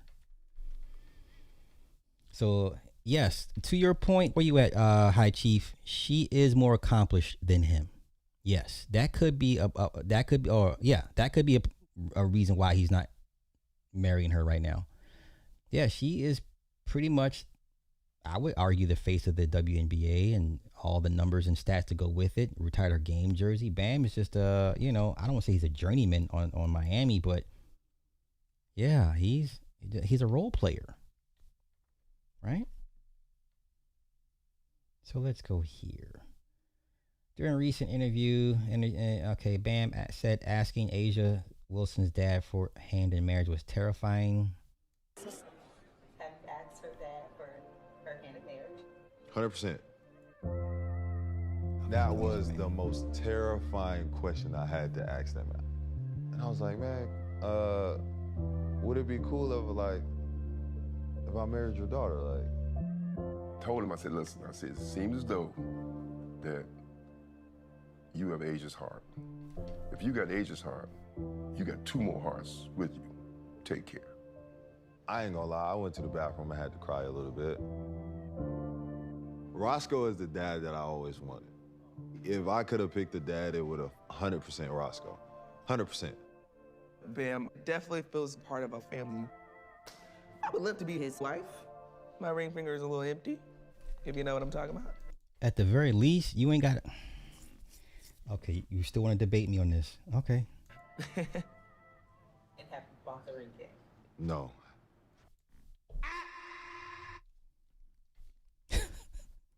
How embarrassing is this? How embarrassing is this? Run it back. I got time. I got time. No. In the works, though. Wait. What is the fuck does that even mean? No. In the works, though. He's not gonna marry this woman. Yeah, pending. Wow. That's so disrespectful. This is disrespectful as hell. You couldn't do my daughter like this. Like, nah, nigga, you gotta go. Don't play my daughter's face like this. Do not play my daughter's face like this. Hell no. Hell no, hell no. Not my kid. Nope. Nope. Nope. Nope. I wouldn't be surprised if they had kids first and not get married. Somebody said in the comments, his contract. Okay. Y'all's concept about money is strange to me. How much is Asia Wilson worth? She has her own fucking money, man. What are we talking about? She's worth $5 million. So if you got $100 million, are you bugging off a woman who's worth $5 million? Like, some of y'all's reasoning, y'all watch too much red pill content. I can just off y'all answers alone. Y'all watch too much red pill content. And this man ain't worried about her. She gonna get all my money. This is the dumbest. That's a dumb argument. Let's see her accomplishments.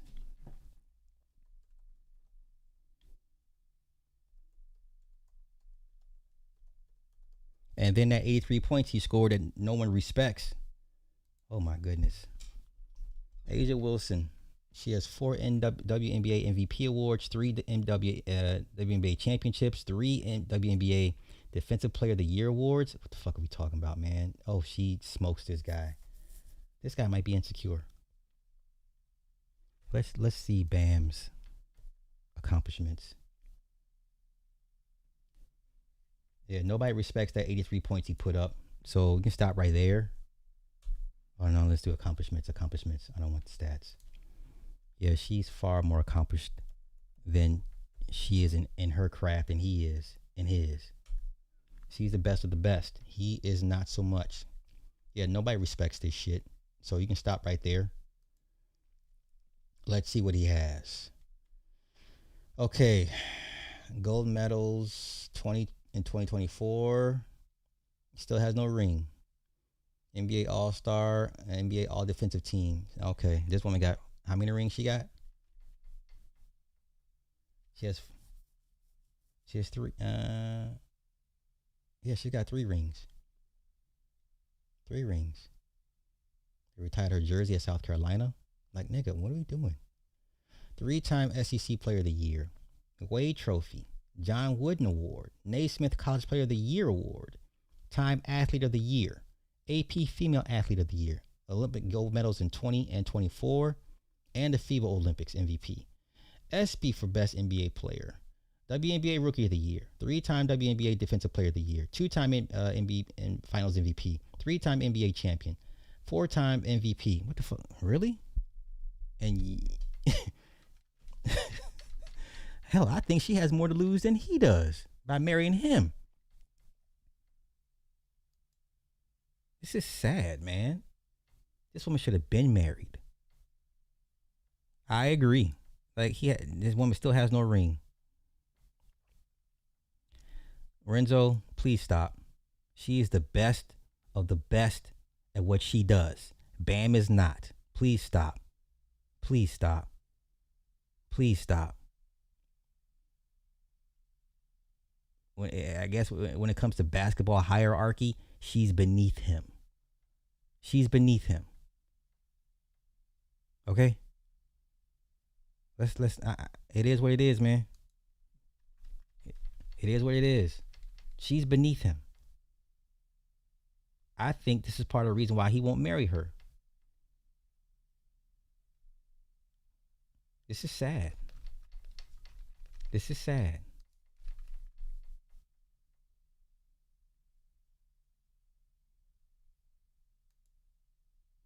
Okay, so what all he has accomplished. So, okay, this is his from high school on up. Okay, so let's go here. North Carolina Mr. Basketball, McDonald's All-American, SEC All-Freshman. She's done more in college than he will ever. Just off college accomplishments alone. Just off what she did in college, y'all. What are we talking about? Just off college. She's always been the best at what she does. Bam, not so much. SEC All-Freshman, second team All-SEC, 5-time NBA defensive second team. NBA All-Defense first team, first time ever. 3-time NBA All-Star. I mean, if I can get the fuck out of here with this, man, go sit your asses down. Stop caping for the men. This woman is clearly far more accomplished and better at what she does than her man is. Man, just respect the accomplishments, man. Man, I be hating when men. Yeah. Hell, I didn't know she did all this. Oh shit, let me go on. Let me go ahead and be like, listen, we had a good run, but this over here. Like, listen, we had a great run. We made great memories, but this over here. Y'all playing. Y'all play too much. Y'all play too much. You ain't gonna marry this woman. He gonna be in her shadow. He gonna be in her shadow. What's wrong with y'all, man? Okay, now let's get to I want to talk about the the Black Panther backlash. Well, for what I said, it was a backlash. Most people are excited or hype. I'm gonna skip this. The next Black Panther. I'm good. I'm good. Now, once again, recap. This is your new Black Panther. Now, I did say some, hey, he a Brit, tethered, blah, blah, blah. Man, what's wrong with these dudes? What? These dudes are scared of their own shadows. Okay. This is the guy y'all want to see with Storm. I guess. Okay. Now, he's a Brit. But let's not forget one thing. The game is still the game. The industry game is still the game. Let me find that for y'all real quick. Hold up. And I totally forgot that he was in that first season of The Industry. I totally forgot. Listen, I love that show. I watched that show. I'm all caught up. But I totally forgot he was in that first season. Right? Okay. Now it kind of makes sense why he's on this big ass stage and how he's been getting all these roles. So if y'all gonna apply the same metrics to Black American actors that have to do weird roles to get the big roles, you better apply it to this young man here. Okay, if you're gonna call it down the middle, call it down the middle. You're gonna call it spade a spade, call it spade a spade. That's right. Exactly. The game is the game. The game is the game. So let's not do this. Let's not do this. Where in the fuck is it at?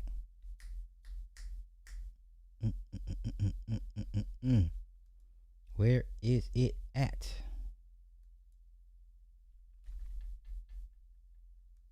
Hold up.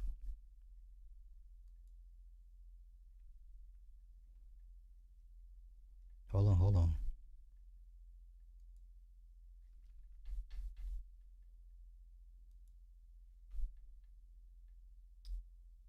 Hold on, I'm gonna find it. Wait. Okay, you know what? Let me just go ahead and go to Twitter. Let me just go and go straight to Twitter. Oh, off, duh. Okay, there we go. Okay. This y'all new Black. Oh, I can't show that. Wait. Okay, wait. Can I download it? Okay, wait. Okay, hold up. It's gonna let me download it. Cool. Now I ain't got to. There's another scene in the elevator. Cause you know he got his talent slide. Yeah, I know. So y'all say, I know. Yeah. Here we go. The elevator scene. Yeah, let me download this one too.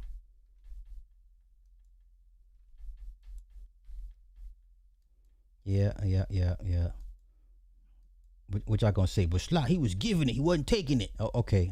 I know.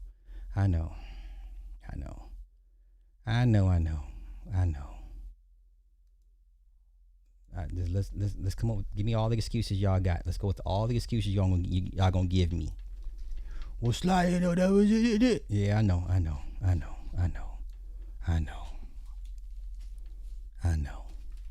Y'all gonna give me all the excuses you can give me. I know. Sly, you sound like a hater. Yeah. I be that. I be a hater. Okay, what topics did I all cover? Errol, Spence. We gotta get to. Okay, just cover Bam, and then we're gonna get to Lewis Hamilton. Okay, we gotta get to Louis Hamilton. And hey, that's okay. My man, thank you, Brett. I appreciate that. You've been saying for over 10 years nobody's exempt in Hollywood. Damn, has it been that long? Has it been that long? Shit. Has it been that long? Okay. Yikes. Okay. Well, here we go. What scene is this? Let's do the elevator scene. Yeah. Let's do the elevator scene. Once again, this is y'all's Black Panther. I know. Disregard, overlook. I know, but this is y'all's Black Panther. Listen, they will never, let me say this again, they will never give you the version of Black Panther that the Hudlin brothers showed you on BET 15 years ago. They will never, ever let you see Black Panther beat up Captain America with one hand tied behind his back. They will never allow you to see yourselves as that great and powerful ever on the big screen. That first Black Panther was so problematic. You had the black on black violence. You had the white man CIA agent in there meddling, right? You showed the Wakandans just as broken and fractured like any other tribalistic African country, destabilized. Like, well, shit, y'all have these problems in Wakanda. Well, goddamn, I would just might as well stay where I'm at. But this is y'all's guy. This is who they, because y'all love Ryan Coogler. Ryan Coogler don't play the game. He you know what I'm saying? Hey, listen, I came on my marriage on my own. You know what I'm saying? I ain't had to bow under nobody, son. You know what I'm saying? I'm from East Oakland, son. I had to play these games. Chris Nolan tapped me on the shoulder, say, yo, young blood, I got you. You got next. You want to do this IMAX? Start shooting your movies in IMAX, son. And you ain't got to do nothing because you here because hard work. You know what I'm saying? You here because you're hard work. That's what Christopher Nolan told me, man. You know what I'm saying? Say, I'm from East Oakland. I don't have to play these games. I got to bow down. You know what I'm saying? I'm my own man. Ain't nobody, I know. This y'all boy. This y'all boy. This y'all boy. This y'all boy. This him? This him, right? That's him? That's him, right? That's your boy? That's your boy. That's your Black Panther, right? Keep playing these games with me if you want to. I'm here to destroy and dismantle all y'all hopes and dreams. But this your boy, huh? This the new Black Panther. This the new Black Panther. I totally forgot he was in the first season of Industry. I love the Industry. It's a phenomenal show. I forgot he was in this. This y'all boy. What we talking about? What we talking about? That's your boy, right? Okay. That's y'all. I can do this all day. I can do this all day. Matter of fact, When I clip this, make it his own video. Listen, Tether's got to play the game too. You got to do the gay shit as well. You motherfuckers not exempt. Hey, remember Idris Elba, one of my favorite actors, Beast of No Nation. Let me go back to Idris, right? Because no Tether is exempt from playing the game. Hold up. Let's find that scene first. Then I'll get back to the second scene. I got time. Let me see. Idris Elba, Beast. He played a child molester, y'all. Agoo. Agoo. He played a child molester. Did y'all not watch that movie? He was a child molester. He was a child molester.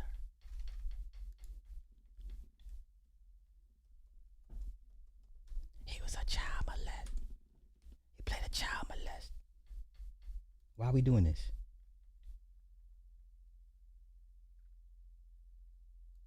Let me see. Is this it? Striker, Agoo. Striker, Agoo.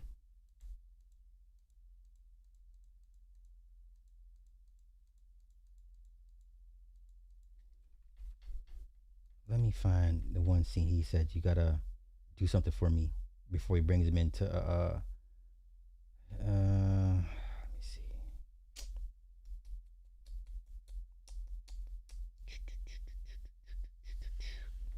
Is it gonna let me find that scene? It was Striker, yeah. Beast of No Nation, Striker.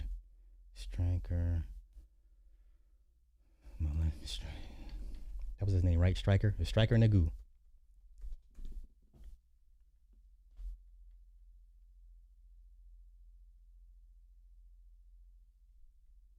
Oh, it's not gonna let me find it.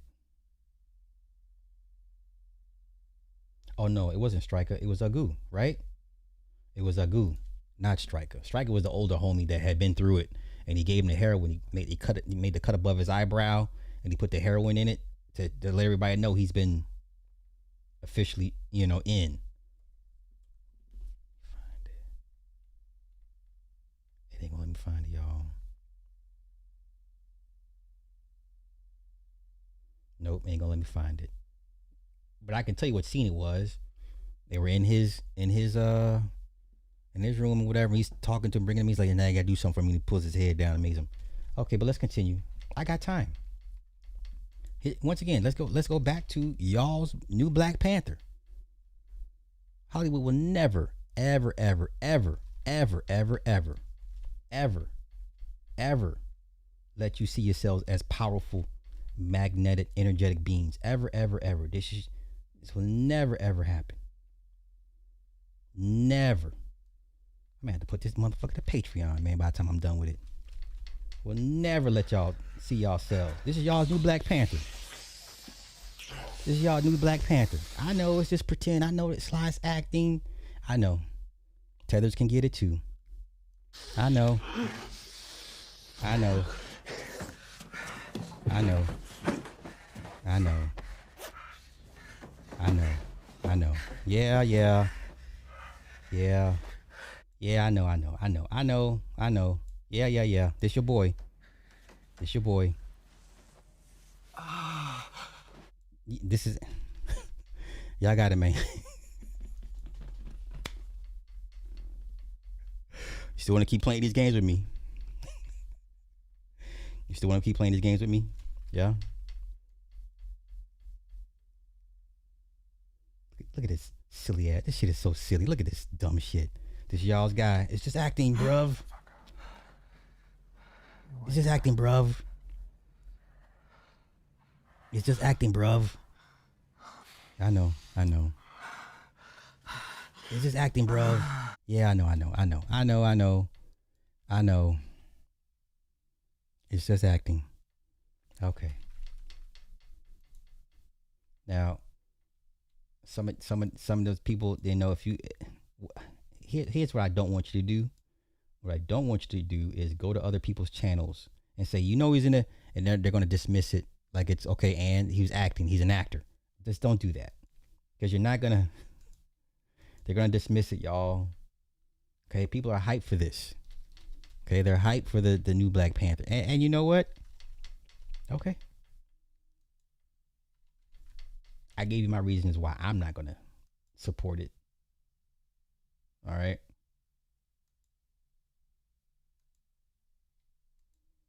Let me see. Okay. Let me go to Twitter real quick. And like I said, hey, you are free to support and like whatever you want. I'm not here to tell you what you should or shouldn't. That's not my thing.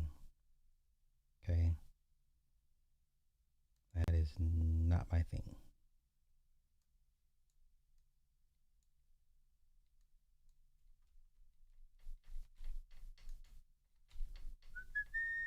Uh-oh. Look, somebody caught up. Somebody's sharp. They got it. Somebody got it. Okay, good for them. Brits, gay, white male lover is who they chose. Talking about masculine Wakanda. I'm done. This shit about to be gay as fuck. The Black Panther son will be a gay man watching see it's a rap. Okay, so they're on it. Shout out to y'all. Okay. Y'all on top of it. Good. Y'all on top of it. Oh no, they cast a punk. They cast a white man slave punk. And they got it. Okay, all right. Y'all own it. Okay. Wait, I see the play as masculine Wakanda is crazy. His son will be a gay man. Okay. Now I got to chop this up and make it its own video. Okay. Now this is him with women. Now of course y'all gonna, people gonna deflect. Well, it's just acting. Now you can tell by the body language here, right? Hey, Green Lines pop quiz, y'all. What do you see? Green Lines pop quiz. What do you see? She ain't feeling him. Look, his hand's not even on her back like that. His hand's like damn near cuffed. You know what I'm saying? So okay.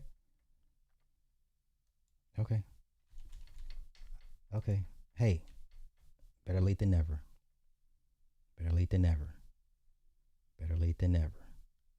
Some of y'all are catching it.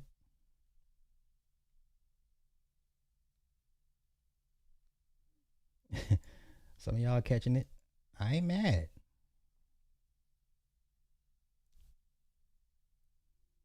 Okay.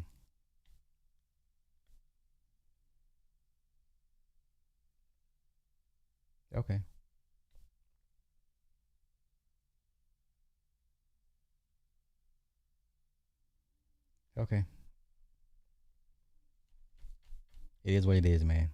It is what it is.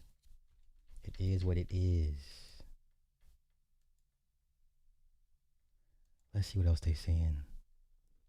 And then we're gonna get to Lewis, and then we're gonna get up out of here.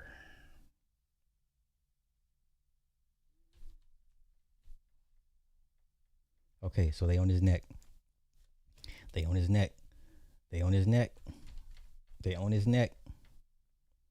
told you. I told you they were gonna go to work on a black British actor as the new Black Panther. They get around replacing Chadwick by having him play Chadwick's grown-up son, and they put Denzel in the movie to make sure black Americans will come see the movie, even though the star is a black Brit currently playing Sammy Davis in the upcoming. Oh wow, they got him playing Sammy Davis Jr. Oh no, are you for real?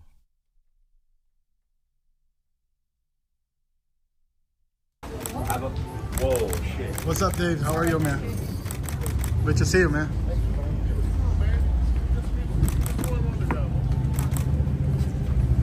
I hope I see you again.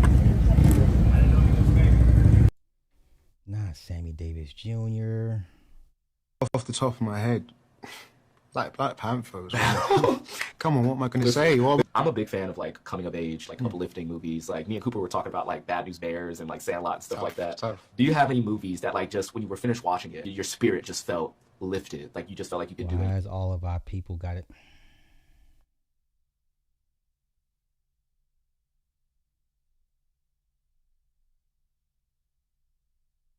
Is it a requirement that Black Panther has to be gay? I believe Chadwick was gay and died from. Oh, let's not do that. I believe Letitia Wright is a lesbian. I also believe David Johnson is also gay. Okay, is she for real, Letitia Wright? Let's go see. she is? I didn't know. Is Letitia Wright lesbian? What?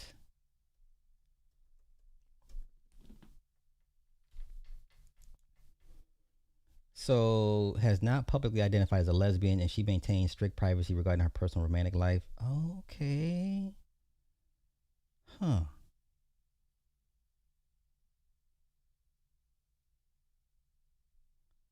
Interesting. Interesting.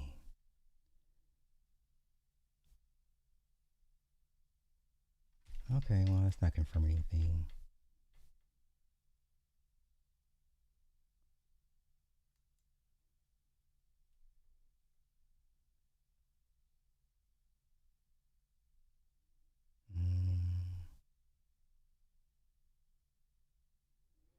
Letitia was spotted up with gay pals at a Kalani concert. She was dressed in a comfortable, baggy, shiny, loose-fitting jeans and sunglasses, and her friends all wore baggy shirts. She brought a new girlfriend with her to the concert, and here's a video of the girls leaving the concert. Man, she's like a straight-up little boy. What? That was weird. So who is Letitia's beautiful new love in her life? A gorgeous IG model named Eva. The two ladies have been traveling the world together for months. Media takeout confirmed. And okay. I mean...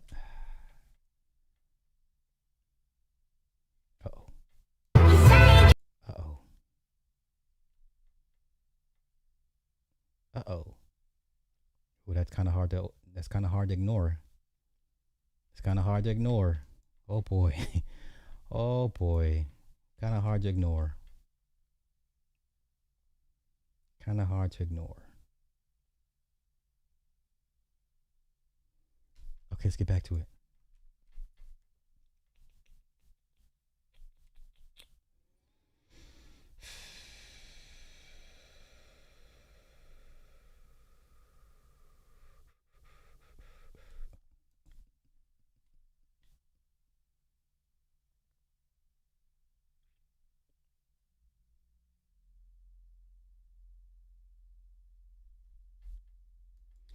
Let's go here. This is interesting. This article talks about how Stephen King was involved in the casting of his upcoming movie, The Long Walk.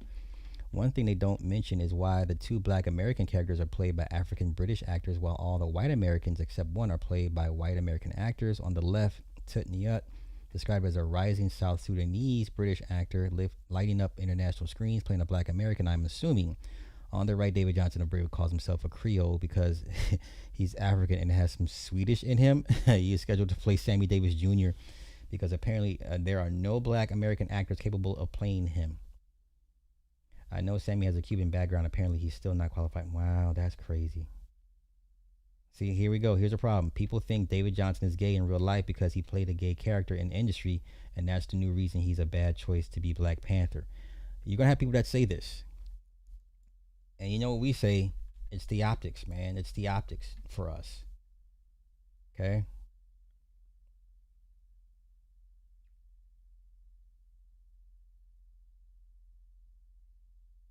Okay. Hey, man, it is what it is, man. It is what it is. It is what it is. Yeah, you had plenty of guys. Oh, and the newest rumor is why he was cast instead of Idris or Damson Idris. That's a crazy theory. It's a theory nonetheless. Damson Idris. Have y'all heard this theory? Damson Idris. Why he didn't get the role. Now, mind you, in the game he was cast. Hold up. Because he took a photo. Hold up. I'm gonna pull it up. Remember this picture? He took it was for the game, I believe. This here. Okay. This is why people were like, okay, he's in. Because why are you, you know? And I believe he plays T'Challa in the upcoming video game. I could be wrong.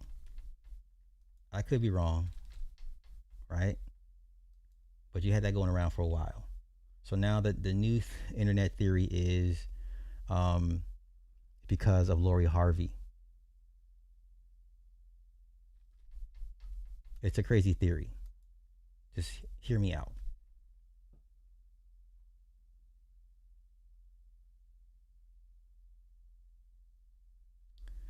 Oh, come on. Let me go to... Okay, let's go to Twitter. Let's go to Twitter. Hold on.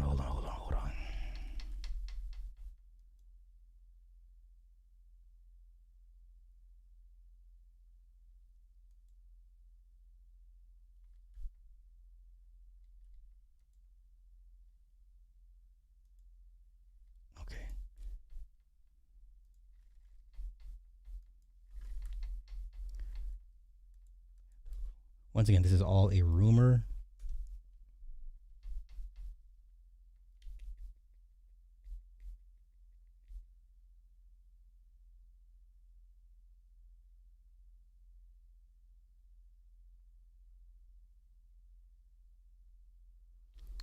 Hold up.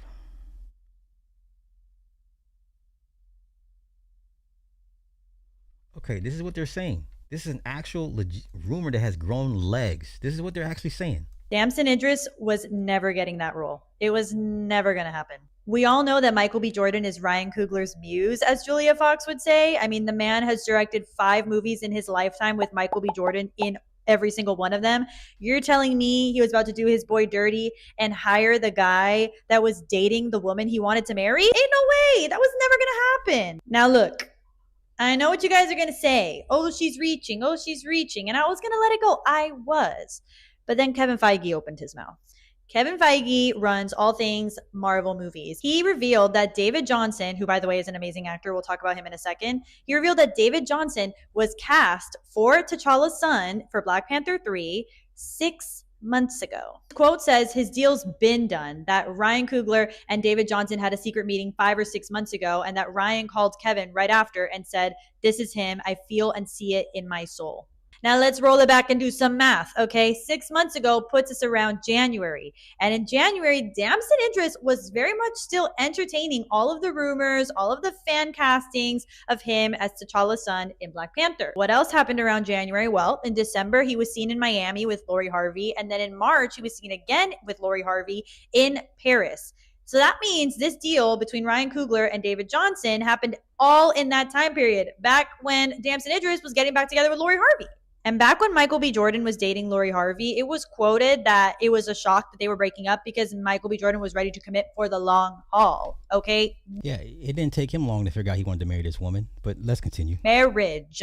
So all that to say, Ryan Coogler knows a couple of things in life. He knows how to direct movies and he knows about the bro code, and he was not about to break the bro code for Damson Idris. As for David Johnson, he's an amazing actor. He's been seen in movies like Alien Romulus and The Long Walk. He's going to do great, and I cannot wait to see him. Okay. Make of it what you will.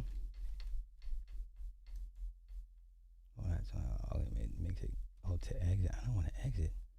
Oh, it's the way the format is, huh? Okay. Once again, that's what they're saying.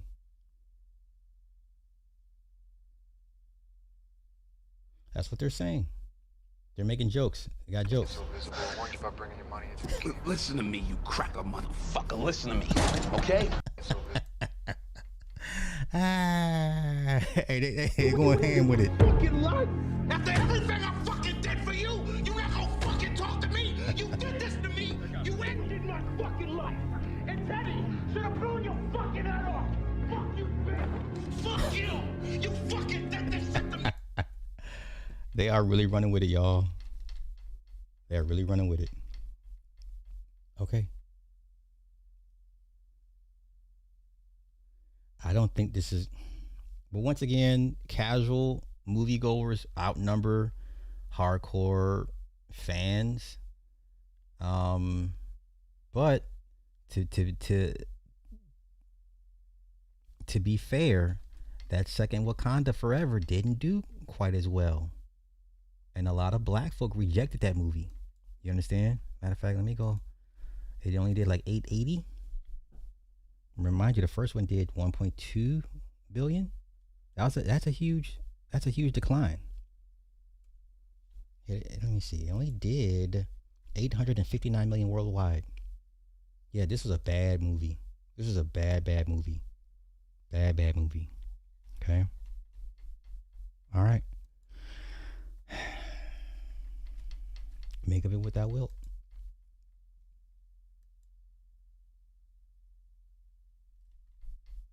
Make of it what you will.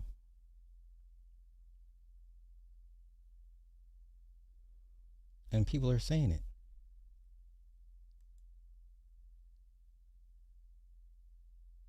So let's go here. This person says, I fully respect Denzel and Ryan Coogler. I wish them all continued success in the world, but I will not be watching Tether Panther 3. Enough is enough. I will not support black American actors getting skipped over for foreign black actors. Not now, not ever. Okay. Who cares? The movie will gross millions while you sit at home sucking your thumb because a black British man was chosen to play a fictional African. Still more proof that the FBA BS is nuttier than Jar Skippy.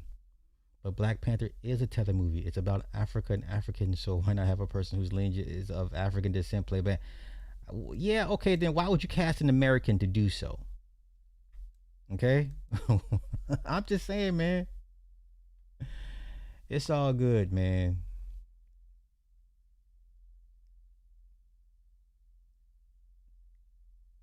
Okay. Look at it. Coogler didn't even use Oaktown actors for that lame Fruitvale Station movie. It wasn't about Oscar Grant, and it had nothing whatsoever in it that even remotely reflected Bay Area culture. He sold his soul to get that movie and probably let editors take all his soul out of the script.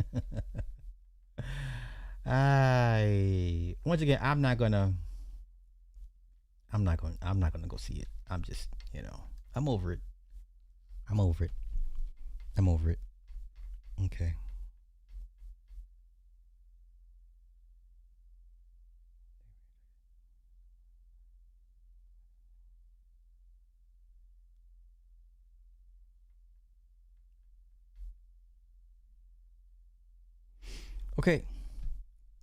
Okay. I'm gonna wrap this up with Lewis Hamilton.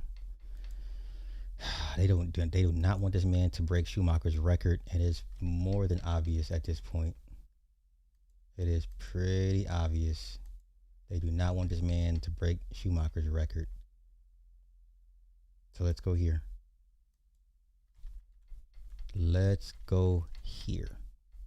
And I'm a huge F1 fan. I'm a huge Lewis fan. This is a good one. The FIA cannot afford for Lewis Hamilton to beat Michael Schumacher's record outright. Been evident since 2019. They've been trying. I also don't know if Ferrari will want that either, to be honest. Whether the FIA have some sort of an agenda against Lewis Hamilton, I don't know. But I don't understand why they would want to stop Lewis Hamilton from being an 8-time world champion. Obviously, 2021, we don't bring it up on this podcast. We do, because we're still not over it. Anyway, it still doesn't make any sense to me why you wouldn't want to have a driver to surpass that 7 world championships and have an 8-time world champion. Surely that only elevates the sport more. Isn't it great for F1 to have someone who is the driver with the most championships?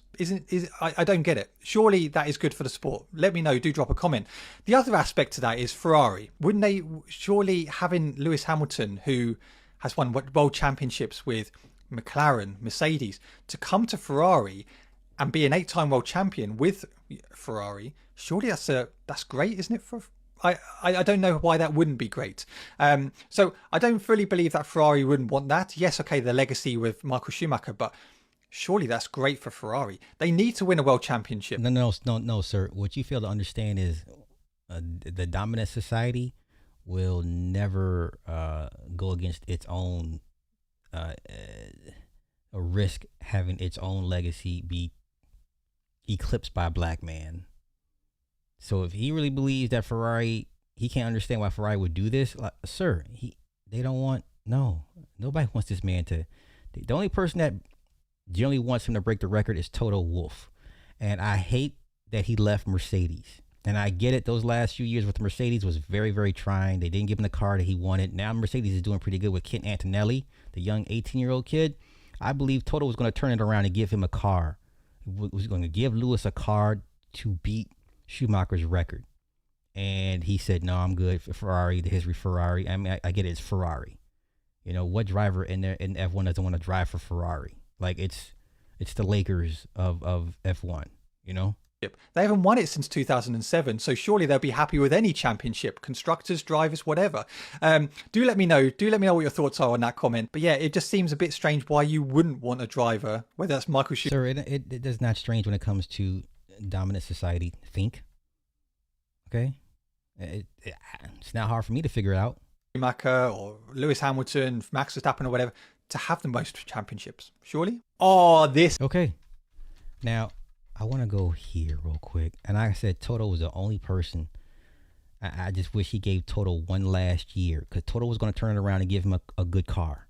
He's going to give him a good car, and I think Lewis is like, I'm good, I'm out. I've given you, oh man. Let me find. I know I got that clip somewhere. Hold up. I know I have it. And it was a message he left for Lewis on his phone. It was a beautiful message. And I'm just like, oh, man, I think when I heard that message, I'm like, oh, brother, we made a mistake. We made a mistake. When I heard that message from Toto, I said, I think we made a mistake. I think we made a mistake in leaving Mercedes. It was a beautiful message. Oh, my God. Like, no, let me go to Lewis's, find on his page. No, let me go to Twitter. Toto message to Lewis. It was a beautiful message. He was, find your people. He's German. He's like, find your people.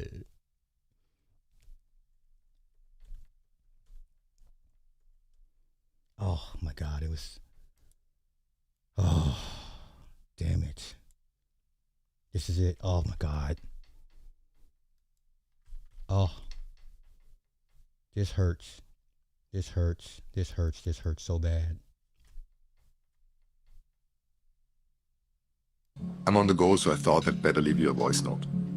Hi, Luis. I'm on the go, so I thought I'd better leave you a voice note. Like always. Yeah, the moment is here. We all knew was coming. We've raced the last lap. The longest and most successful partnership in Formula One history. Who would have thought that when we started the journey? It's been a crazy ride for a boy from Stevenage who had a dream. And who shared his journey with us at Mercedes. So now, you're opening up a new chapter with Ferrari. But most important, remember one thing. Find your people. Not just the ones who work with you or sign your contract. So obviously we know that's important. But the ones who dream with you, who fight with you, who have your back and your ear. The ones who stand with you and kneel with you. The ones who see you, including the parts you don't want seen.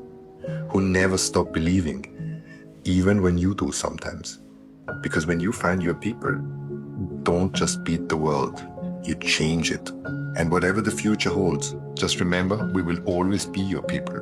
Because every dream needs a team. You know it. Take care, my friend. See you on track. We are really looking forward to it. Oh my God. Oh my God.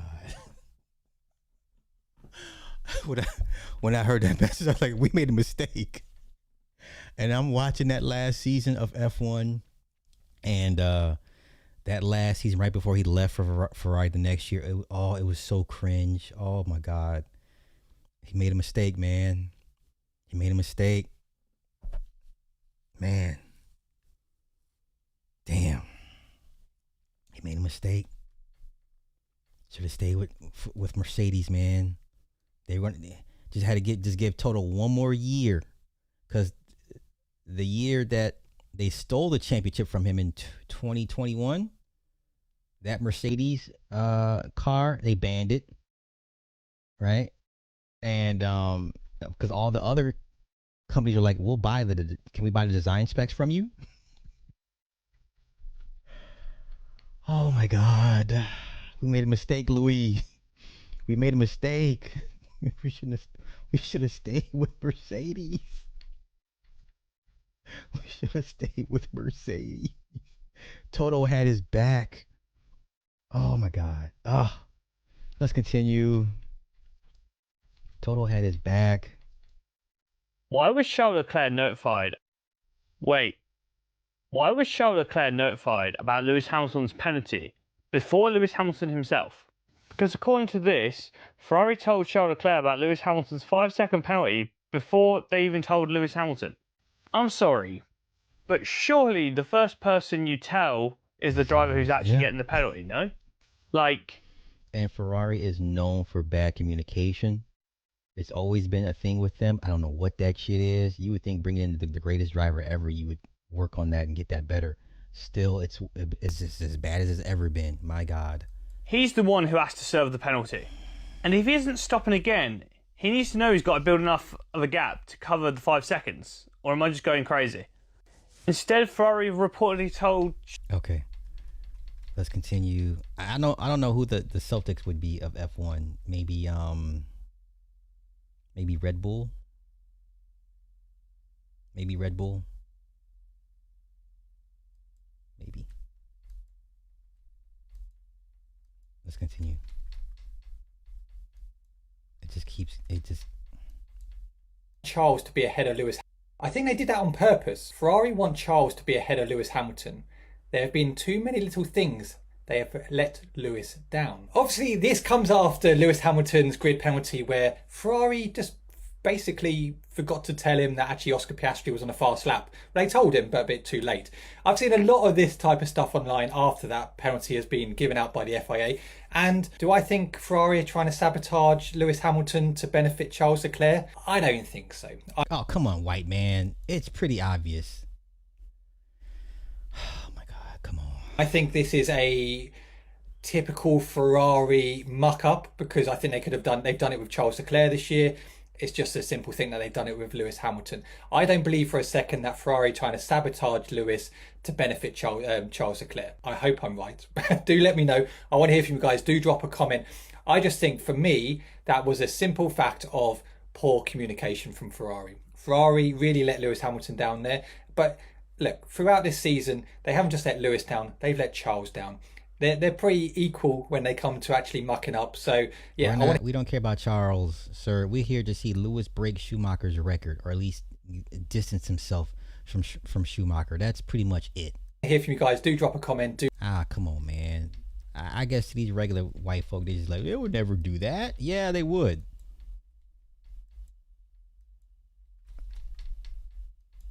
So this is why he was hit with the 5th place, the penalty. Because he came in 0.1 kilometer per hour.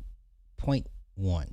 He came in too fast by 0.1 kilometer per hour. That's why he was handed the penalty. Okay? That's how fast he was coming in. 0.1 kilometer per hour. That's how bad it is. That's how much the industry, the sport of F1 is against Lewis Hamilton. Do you understand?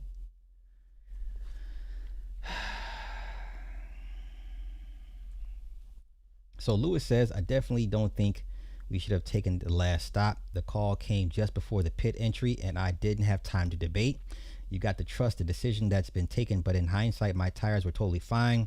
I probably would have lost out to Max, but I think I could have kept 3rd at least, just opened up the door to getting that penalty at the end. I think the last 3 races for me have not been great. Lots of mistakes, a lot of penalties, so I've got to work hard and to not give the stewards any more opportunities to give me penalties. Such a humble guy. I can't imagine the shit he's been holding back and how much he has to bite his tongue. Such a humble man. And I'm starting to hate the sport of F1. I'm starting to hate the shit now because it's so obvious what they're trying to do. Hamilton? Lewis has now been penalized. Is the FIA targeting Hamilton? Lewis has now been penalized in back-to-back race weekends. First came the controversial Belgium penalty, despite Russell calling it a racing incident. Now in Hungary, another penalty has dropped Hamilton from 4th to 5th. Is the FIA becoming too harsh on the 7-time world champion? Hamilton had fought brilliantly with Kimi Antonelli before the penalty changed the final result. 2 races, 2 costly decisions. Just bad luck? Or is Hamilton being judged more strictly than everyone else? Do you think the FIA is treating Lewis Hamilton unfairly, or were both penalties completely justified? Is the Disgusting. It's disgusting. I'm really starting to be turned off from F1. Like once Lewis retires, I'm done watching it. Honestly, Yeah, the moment he quits, I think I'm a quit along with him. Honestly, I've seen too much, man. I've seen too much. Look at this shit. It's jokes, but it's not jokes. It's jokes, but it's not jokes. Like, your own team is sabotaging you. Like, come on. Like, it's pretty obvious at this point. Okay, that's my show. What? I'm a man of many. I'm cultured. I think I'm pretty well cultured for a guy. Yeah, I watch my F1. I sure does.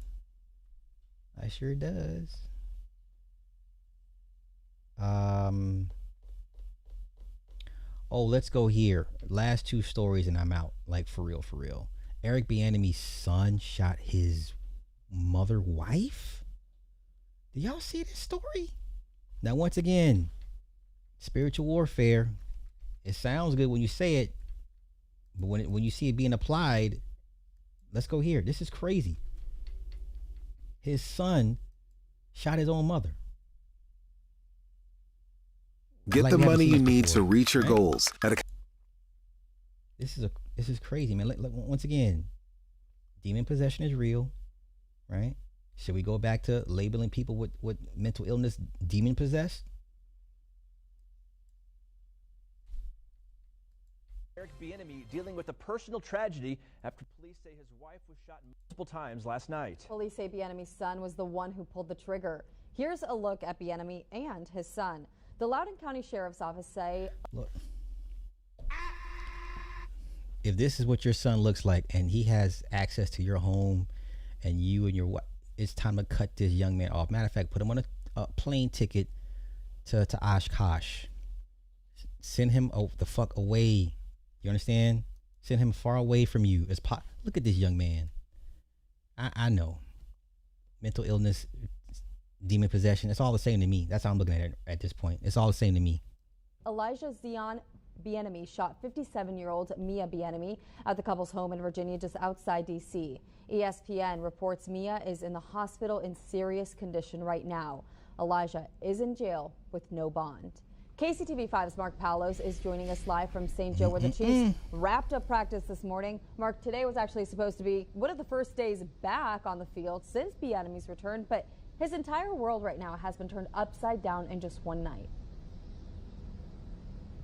Yeah, Carolina, it certainly was a somber scene today here in St. Joe as the team wrapped up its final days of practice with just the rookies and the quarterbacks without offensive coordinator Eric Bieniemy. Now, after practice, head coach Andy Reid met with the media, and he told us the team learned of the situation late last night. Now, we do have some video of Bieniemy on the practice field from just yesterday when he was working with the young players and the quarterbacks, getting them ready for the season before the rest of the team begins training camp up here on Wednesday. Now, players talked about the discipline Eric Bieniemy was installing at camp, requiring shirts to be tucked in and holding a crisp practice operation as the Chiefs try to bring back more accountability to the practice field. But today certainly felt different without the vocal and beloved coach on the sidelines. After practice, head coach Andy Reid spoke about the situation.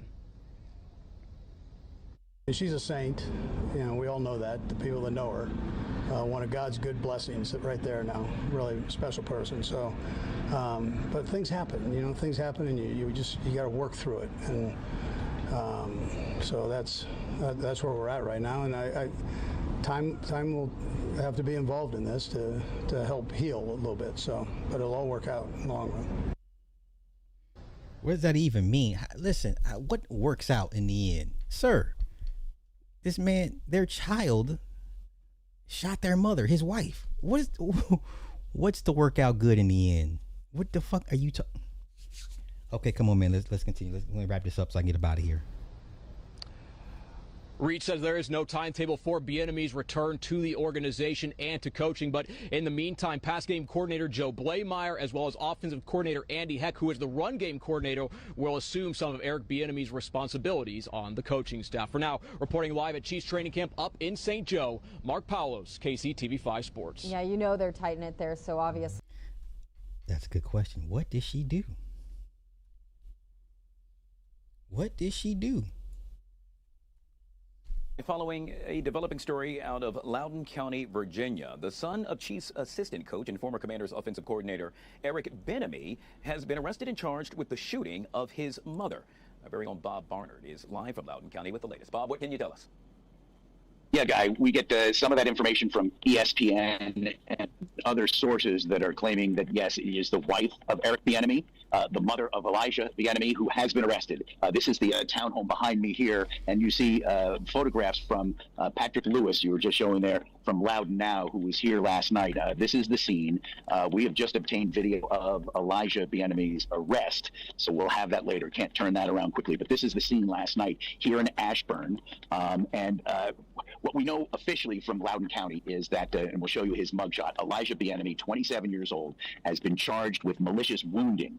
Now, again, ESPN and others are reporting that it was his mother, the coach's wife, who has been shot. There are some sources. Do you see the nappy beat? Okay, listen. I'm going to say something that may offend a lot of you. If your child looks like this, and you allow them around you and allow them to have access to you, look at this young man. Look at him. And I mean, look at him. Does he look well? Jungle Fever, Mama, junkie. And what was his name? The preacher man. Get out of my house. I don't want you around. But the mom was always like, come on. All right, just give him. He'll get it together. The mom was always the bleeding heart. And daddy's like, he got to go. The good Reverend Doctor. He got to go. He is cancer. We got to cut him out. Okay? Why is he around y'all to begin with?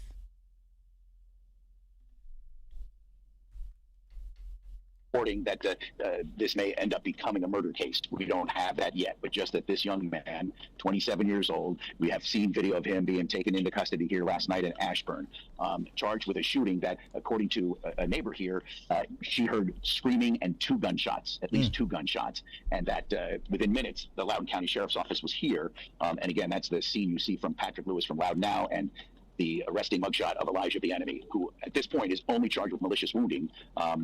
We don't know where the case is going beyond that. The Loudoun County Sheriff's Office has put out a news release with those few details, but our Fox affiliate in Kansas City, where Eric Bieniemy is once again serving as offensive coordinator for the Kansas City Chiefs, our Fox affiliate in Kansas City is saying that it was the wife of the coach, the mother of Elijah, who was shot here in this townhome last night around 7:30. We're trying to nail down some of those details, but again, we know that the son has been charged with a shooting inside the home here, and witnesses say it was a woman who screamed. Y'all better learn to cut these kids off, man. It might cost you your life if you don't. But come on. They heard two gunshots, and then the young man arrested here. Bob, any clue as to whether or not Eric, the now offensive coordinator for the Kansas City Chiefs, if he happened to be inside the home as well? Do we know that?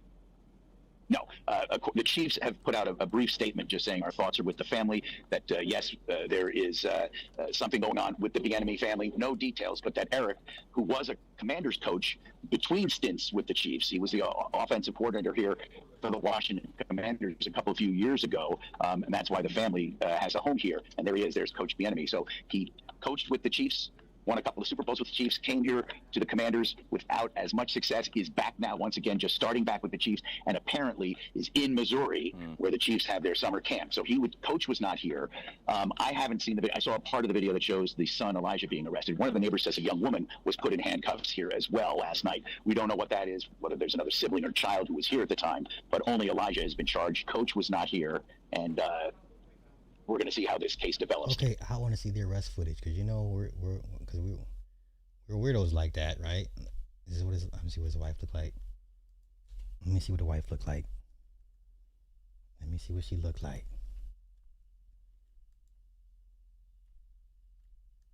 Okay, that's the wife. Okay. All right, now let's go to Eric Bieniemy's son arrest footage. Let's find it. Let's go look at it. Listen, as soon as we play the footage, I'm out here. Eric Bieniemy's son arrest footage. I'm out here because I got stuff to do. I still got to go to the gym and go tan.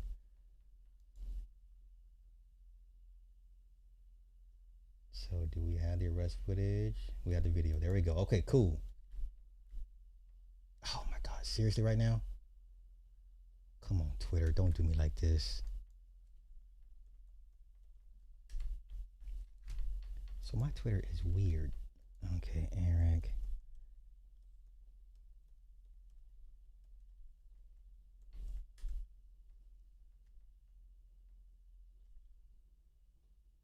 No, if you're not gonna play it for me, bastards. It is definitely something wrong with my browser. Why I cannot play fucking Twitter videos. It's insane. All right, never mind.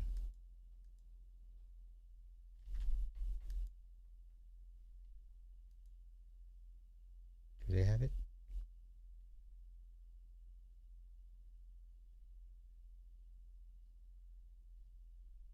We are continuing to follow Sabotaged that the son has now been arrested for allegedly shooting his mother. The chief's offense said that Bien-Aimi's son has been arrested and charged. This is according to the sheriff's office, saying that the shooting occurred on Sunday in the North Park Division in Ashburn.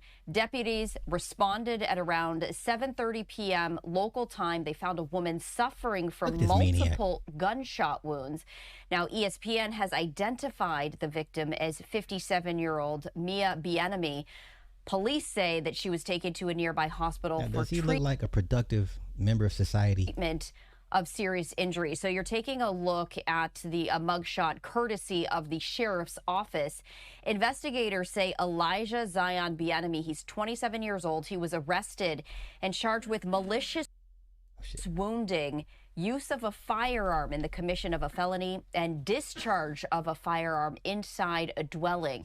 He has now been taken to the Loudoun County Adult Detention Center. He is being held without bond, and authorities have identified him as Eric Bien-Aimi's son. Now, Eric Bien-Aimi returned to the Chiefs earlier this year to resume his role. Okay, I'm over it. I'm over it. I'm over it. Spiritual warfare. Like I said, if you're going to call it down the middle, call it down the middle. All right, I'm out. Thank y'all for coming through. Until maybe tonight. I'll come back tonight, maybe, if I get everything done. So we'll see. All right, peace. Thank y'all for coming through, as always.